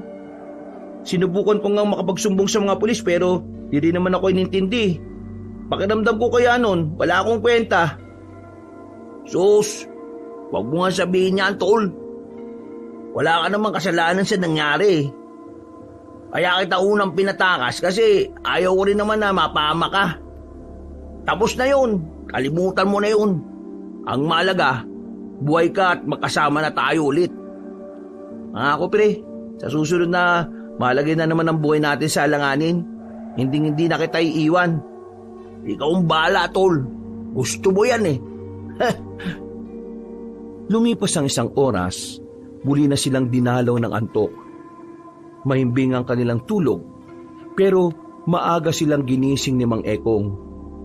Ayon sa matandang lalaki, kailangan nilang pumunta sa kanilang baryo. May hinala kasi ito na doon na nagmamasid at umaaligid ang ibang aswang. Dahil sa ideyang ito, nagmamadali silang makaalis. Pagdating nila sa baryo ng malolos, wala naman silang napapansin na kakaiba. Nilibot nila ang buong baryo at nasiguro nilang wala namang aswang na nakapaligid. Palagay ni Robin, masyado pang maaga kaya hindi pa nagpupunta roon ng mga aswang. Pero hindi sila naging kampante. Mga Ekong, doon na muna tayo sa bahay namin para patimplan man lang kita ng masarap na tableya ng lola ko. Hindi ba nakakaya sa lola mo? Baka mamaya masungit ang lola mo Hindi naman yun masungit. Sa katunayan, pala kaibigan ng lola ko. Okay, sige. Mas maganda nga yan. Para habang nagpapalipas tayo ng oras nakakapagpahinga din tayo sa inyo. Sasabihin na rin ba natin ang tungkol sa pagiging manunugis natin? Wag na muna, tol. Pag-aalala lang si lola. Pagdating nila sa bahay, saktong naabutan nila ang matandang babae na nagluluto. Napatingin ito sa kanila. Ngumiti ito kay Robin at agad na lumapit. Buti naman at natapos na rin ang pamumundok ninyo. Nagsikain na ba kayo? Nagluluto ko ng nilagang baboy. Hindi pa ako kumakain Saktong-sakto. Ang bango ng niluluto nyo, Aling Pasita. Nararamdaman ko kasi na darating kayo kaya nakapagluto ako. Teka, sino pala itong kasama ninyo? Siya nga pala, La. Ito nga pala si Mang Ekong. Siya yung kasama naming mamundok. Magandang araw sa iyo. Pagtingin nila Robin sa matandang lalaki, nakita nilang nakatulala na lamang ito sa mukha ni Aling Pasita. Hindi nila alam kung bakit, kaya ang ginawa ni Tino ay tinapik ito sa balikat. Uy, Mang Ekong, kinakausap ka ni Aling Pasita. Maganda ka sa araw. Ibig ko sabihin magandang araw din sa'yo. Halika na kayo. Pasok na. Luto na rin naman itong nilaga. Mang Ekong, ayos lang po ba kayo? Oo naman. Ayos lang naman ako. Mang Ekong, umamin ka nga. Nabigani ka ba kay Aling Pasita? Uy, para kang si Ratol. Kitang-kita naman, pre. Itong si Mang Ekong, betang lola mo. Naku, love triangle lang dating nito. Anong pinagsasabi mo dyan, tol? Hindi mo ba talaga naalata? May gusto si Mr. Smith sa lola mo. Sino naman si Mr. Smith? Siya yung boss namin sa panadirya. Isang kano. Naku, matinding katunggali mo, Mang Ekong. Gwapo yun, tapos mabait. Tol, para kang timang. Tigil mo nga yan, baka marinig ka pa ni Lola dyan. Ano ba ang pinagbubulong-bulungan nyo dyan, hay? Pumasok na kayo dito at inihanda ko na yung hapagkainan. Agad na rin silang pumasok sa loob. Bago sila magsimula, isang bisita ang dumating. Pagtingin nila sa pinto, naroon si Mr. Smith at may dala pa itong mga prutas. Nakaayos ang buhok, nakasuot ng pamorma. Uy, Mr. Smith, you're here. Good timing. Come, eat with us. Eat. Oh, thank you. By the way, this is for you, Pasita. This is good for your health. Ito pala yung Smith. Hindi naman gwapo eh. What did you say? Mr. Smith, this is Mang Ekong, our friend. Ekong. Oh, sounds like Korekong. Uy, nagsisimula na. Smith, tulog naman singit. What did you say? Don't you know how to speak English? I speak English but I'm Filipino. I speak Tagalog. You speak Tagalog because you're in the Pilipinas. You're not in your country. Thank you for reminding where I am. But for your information, English is a universal language. I can speak English every time I want. Every time I want, di ikaw na. Mang Ekong, bakit ka ba nakikipagsagutan? Kakakita nyo pa lang eh. Ano ba nangyayari dito? Nasa harapan tayo ng hapagkainan. Smith, ignore him and focus to the food. Ikaw naman, bakit ka ganyan? Huwag ganyan. Napapailing naman si Mang Ekong. Sa puntong ito, naging malinaw na para kay Robin na talagang ang natitipuhan na matandang lalaki ang kanyang lola. Napapakamot na lamang siya sa kanyang ulo. Batid niya na magiging magulo ang buhay niya kapag nagsama si Mr. Smith at si Mang Ekong. Napabuntong hininga na lamang si Robin, pero buti na lamang ay natahimik na rin ang dalawa. Natapos na mapayapa ang tanghalian nila. Maya-maya pa, nagpaalam na rin si Mr. Smith. Tumingin pa ito ng masama kay Mang Ekong. Ang lola naman ni Robin ay umalis na rin muna para puntahan ng kaibigan nito. Mami ka nga sa akin, Mang Ekong. Gusto mo ba lola ko? Ano? Gusto ko lola mo? Ito talaga si Mang Ekong, oh. Hindi ka magaling magsinungaling eh. Kaya huwag ka nang magkailapa, no? Wala namang masama kung aamin ka sa nararamdaman mo. Wala eh. Pagkakita ko sa lola mo, ang ganda kahit matanda na. Nabighani nga ako kagad eh. Lagot ka sa asawa mo. Mumultuin ka noon. Hindi naman siguro masama magmahal ulit. Magmahal ulit? Mahal mo kaagad lola ko? Malay natin. Mortal mong kanibal dyan si Mr. Smith. Naku, ano kayang magandang pamagat nito? Ang dalawang bubuyog ng isang bulaklak. Ayos! Hindi na lamang pinagbigyan tuon ni Robin ng love triangle na matatanda. Dahil nang sumapit na ang kinahapunan, dito na muling naging seryoso ang lahat. Bago sumapit ang kinagabihan, muli nilang nilibot ang buong baryo. Nagmasid-masid sila sa mga taong naroroon. Lahat ng mga mukhang hindi pamilyar sa dalawang binata ay binabantayan nila. Sa kasagsagan ng kanilang paglilibot, bigla nilang nakasalubong ang grupo ni Dorobo. Nawala ang ngiti ng mga iyon nang makita si Robin. Nanlalaki ang kanilang mga mata. Hindi makapaniwalang nasa harapan ng taong inisip nilang patay na. O ano? Ulat kayo, no? Teka, patay ka na, di ba? Oo, patay na ako. At itong nasa harapan mo ngayon ay isa na lamang multo. Tinatarantado mo ba ako? Ito bang loko-loko ito ang nambubuli sa inyo? Oo, siya nga ho, Mang Ekong. Lumapit si Mang Ekong kay Dorobo. Nagulat na lamang si Robin at Tino nang biglang sampalin ni Mang Ekong ang lalaki. Sa lakas ng pagkakasampal, ay napatras si Dorobo at nasalo ng mga kasama nito. Rico, sira ulo ka ba, tanda ka? Sinintok ni Dorobo si Mang Ekong, pero nagawa lang itong ilaga na matandang manunugis. Sinuntok uli nito si Dorobo sa panga na dahilan ng pagkahilo nito. Hindi mo na mabubuli itong dalawang to. Yan ang tandaan mo. Tatandaan ko ang araw na to. May araw ka rin sa akin, tanda. Pati ikaw, Robin. Tutuluyan kitang burahin sa mundong ito. Kung nabuhay ka sa ginawa namin, sa puntong ito hindi na. Sisiguraduhin ko yan. Hindi na ako natatakot sa mga sinasabi mo. Kaya kung ayaw mo mabugbog ka ng matandang nasa harapan mo, umalis na lang kayo. Masama ang tingin sa kanya ni Dorobo. Pero umalis na lang din ang mga yon kaysa masaktan pa si Mang Ekong. Sa ginawang yon ng matandang lalaki ay bumilibang dalawang binata. Ngayon lang sila nakakita na matanda na ganun kalakas ang suntok. Matagal-tagal na rin akong hindi nakasuntok Masaya pala. Natatawa na lamang ito. Maya-maya pa pinagpatuloy na rin nila ang kanilang paglilibot. Nang mapadaan sila sa isang abandonadong simbahan sa bandang dulo ng Baryo Malolos, hindi kumukulo ang langis na dala. Pero nagiging aktibo ang daladala nilang mga anting-anting. Isang matibay na senyales na sa lugar na yon may negatibong enerhiya. Sandali lang. Bakit ho?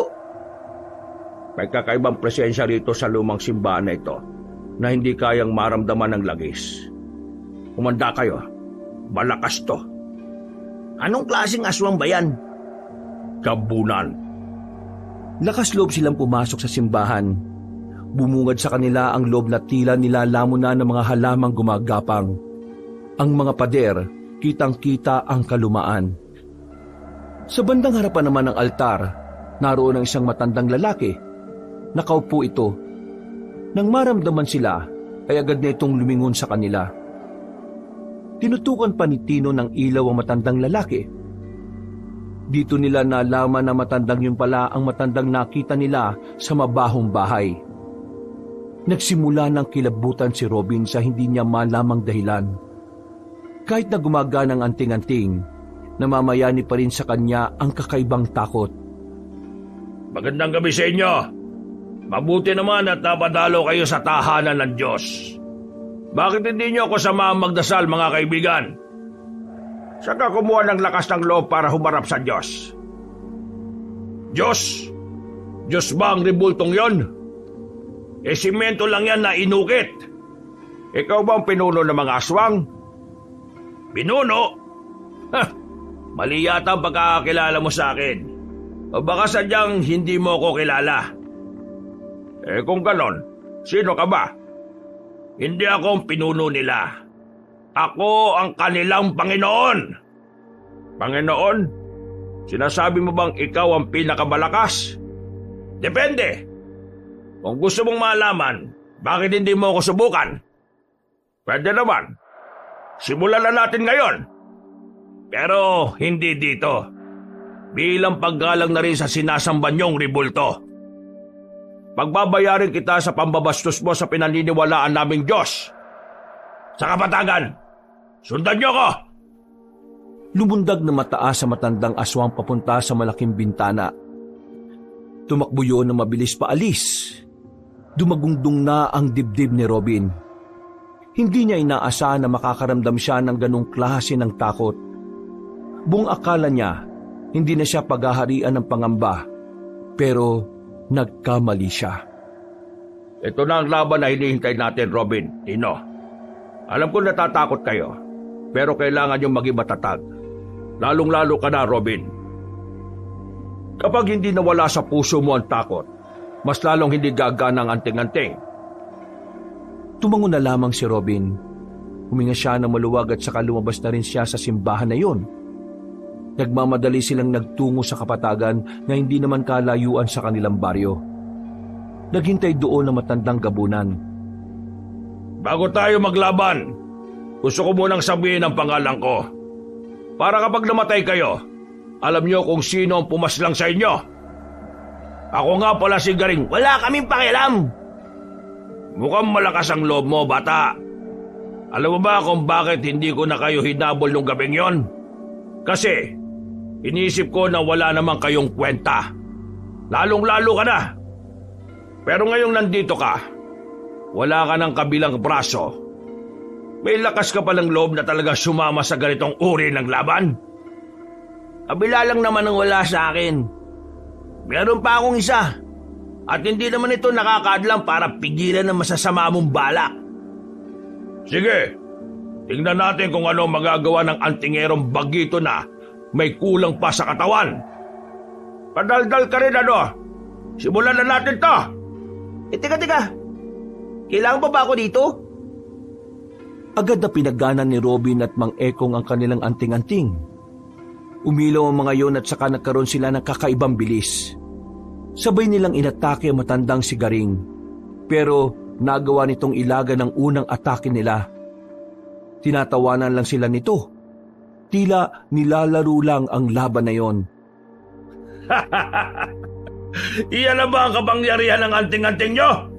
Palahimik ka! Nagsisimula pa lang tayo!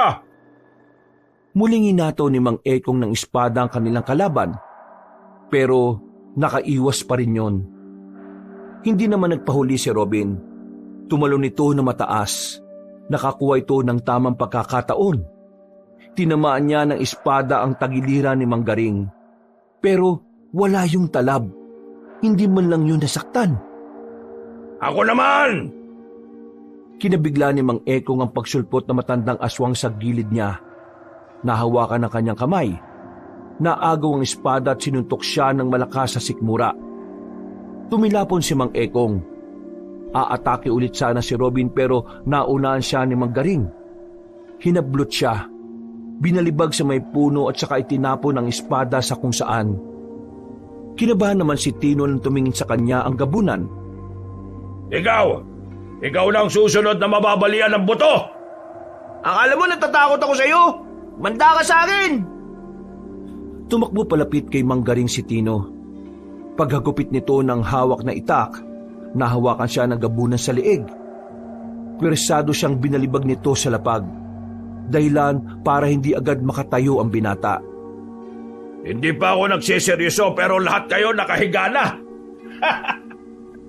Paano nyo ako mabibigyan ng magandang laban kung ganyan kayo? Huwag kang magpakampante. Wala pa tayo sa kalahati ng laban.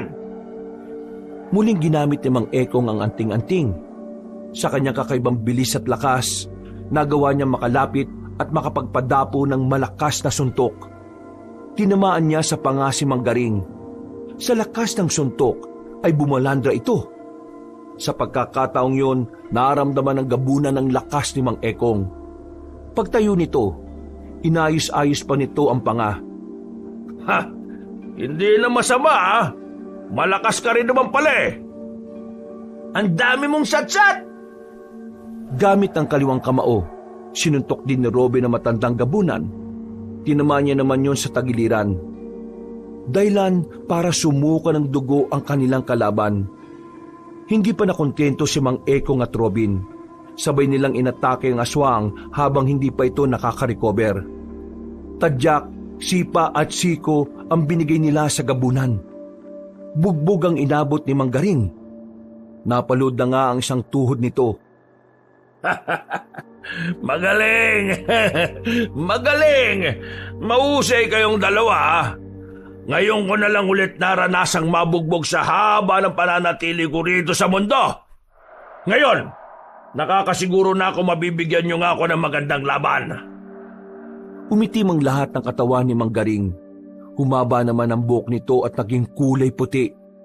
Naging maskulado ang katawan. Kumuba ang likuran pero bahagyang tumangkad. Robin, maganda ka. Yan ang tunay niyang anyo. Andang-anda na po ako.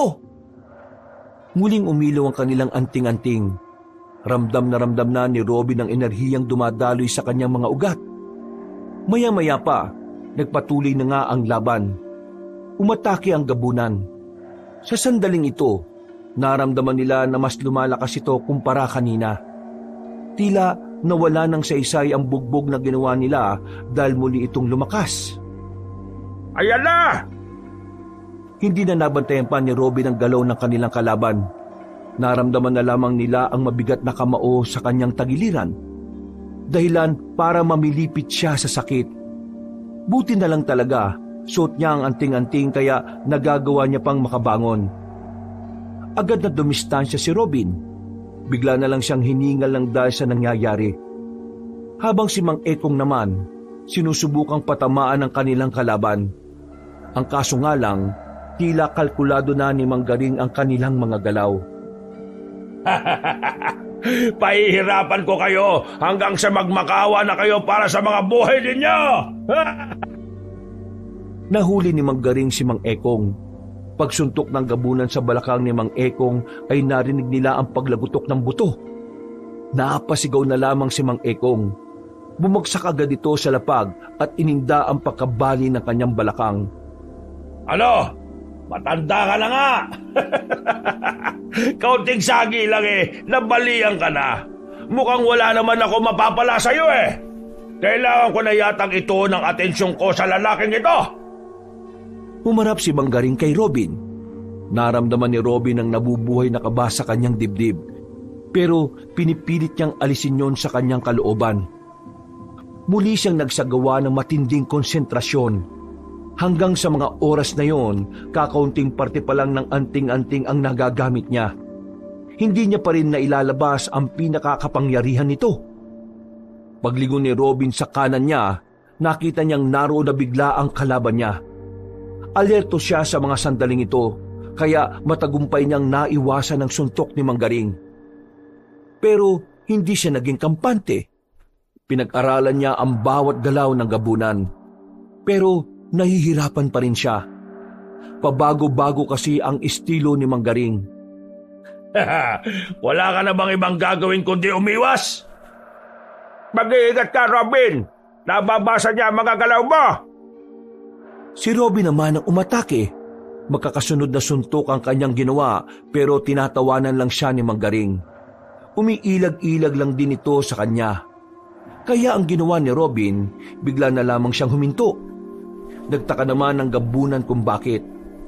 Nang mawala sa depensa si Mang Garing, saka siya lumapit ulit.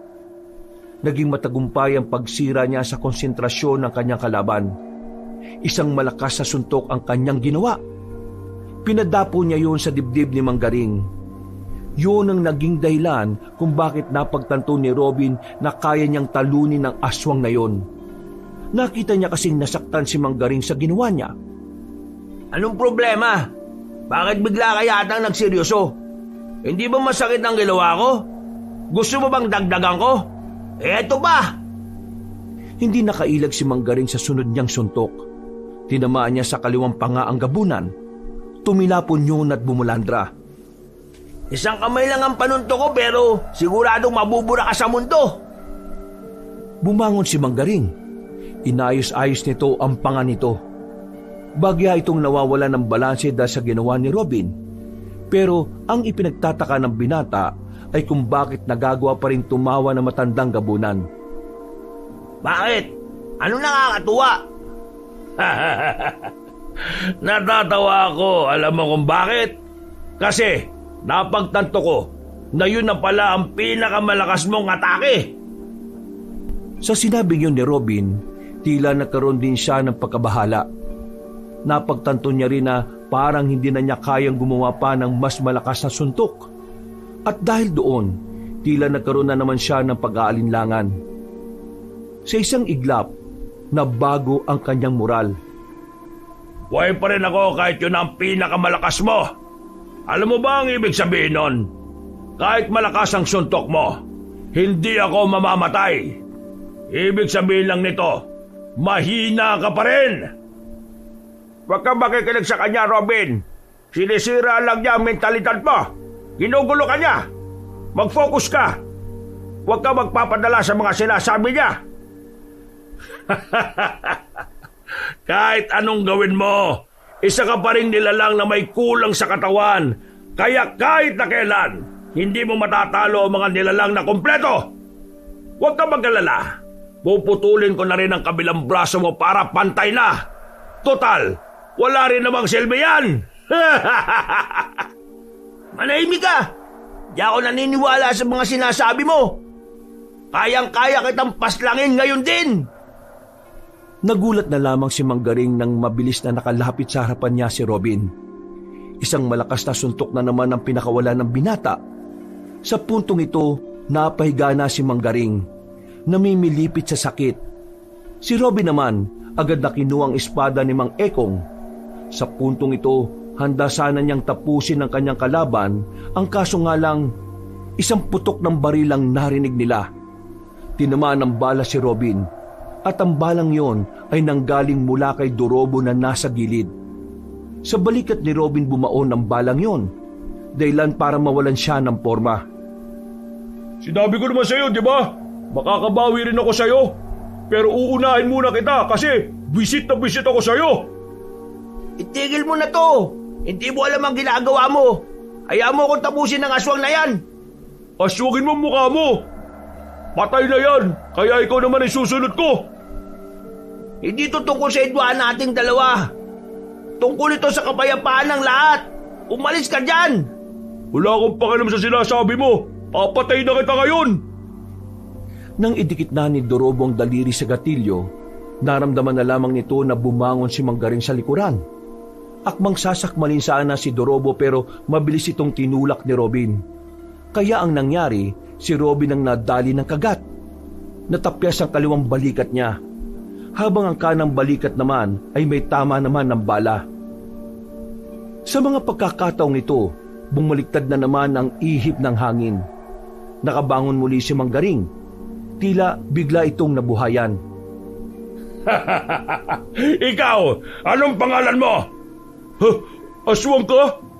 Tinatanong kita. Sige, lumapit ka. Babariling kita. Inago ni Manggaring ang baril ng walang kahirap-hirap at saka pinalo kay Dorobo na dahilan kung bakit nawalan ito ng malay. Salamat sa tatanga-tangang tao na ito. Nagpapanggap ka lang palang lupaypay kanina. Hindi. Totoong nahihirapan na ako makabangon kanina. Alam mo kung bakit ako nakabangon ulit? Kasi nakakita ako ng kasamaan. Yun ang nagpapalakas sa akin. Magsasalita pa sana si Robin nang biglang lumusob na sa kanya ang matandang si Garing.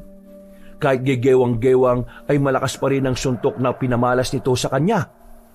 Tumilapon na naman si Robin. Sa mga oras na ito, ang binata naman ang hirap nang makatayo. Oras na yata para tapusin kita.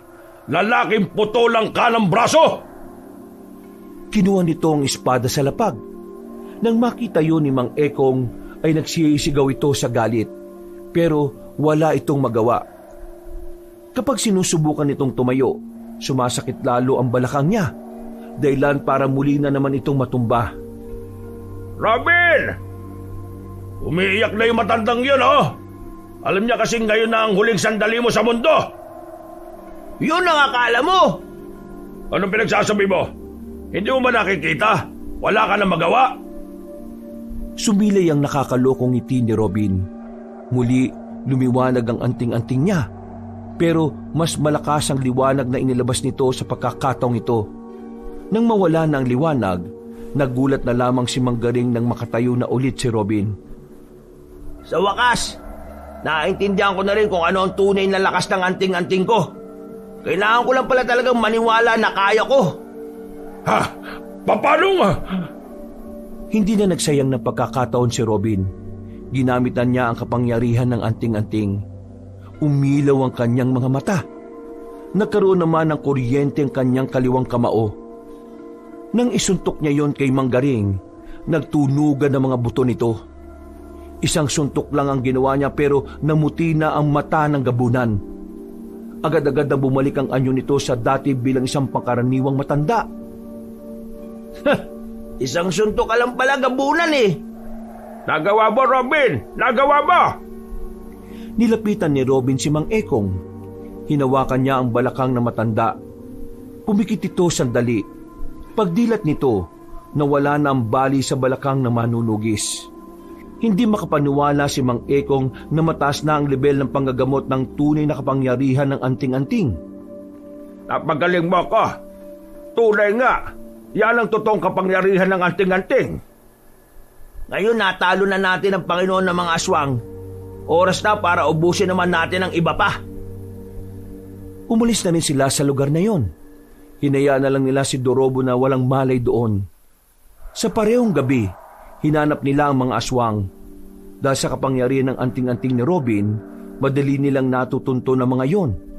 Inisa-isa nila ang mga angkan. Inabot na sila na madaling araw kakapas lang sa mga yon. Pagsapit naman ng umaga, tuluyan na nga nilang natalo ang mababangis na nilalang. Lumipas ang 2 linggo. Nakarecover na rin sila sa mga nangyari. Wala na ang mga aswang. Wala nang problema. Ang tanging iniisip na lamang ni Robin ay ang 3 matatanda. Do you like my pasita? Are you serious? You're a stranger. Then now, you're here saying that you like my pasita? May pasita ka dyan. Hindi pa kayo, no? Kaya may pag-asa pa ako.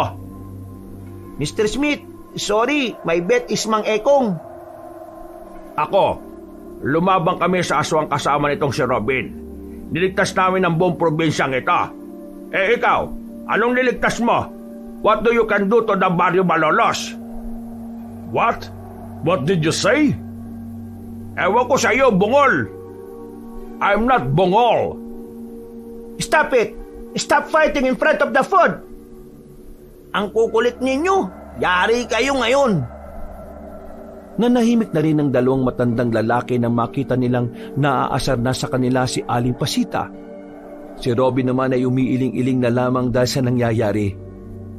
Ilang araw na rin kasing pinagtatalunan ni Mang Ekong at Mr. Smith kung sino sa kanilang 2 ang magiging nobyo ni Aling Pasita. Ganun pa man, masaya na rin ang binata. Kahit araw-araw pang maging maingay ang pamilyang yon, ang mahalaga naman sa kanya ay nasa ligtas na sitwasyon na ang lahat. Walang panganib, walang gulo, at higit sa lahat, wala ng mga aswang na manggugulo sa kanilang lahat. Wakas,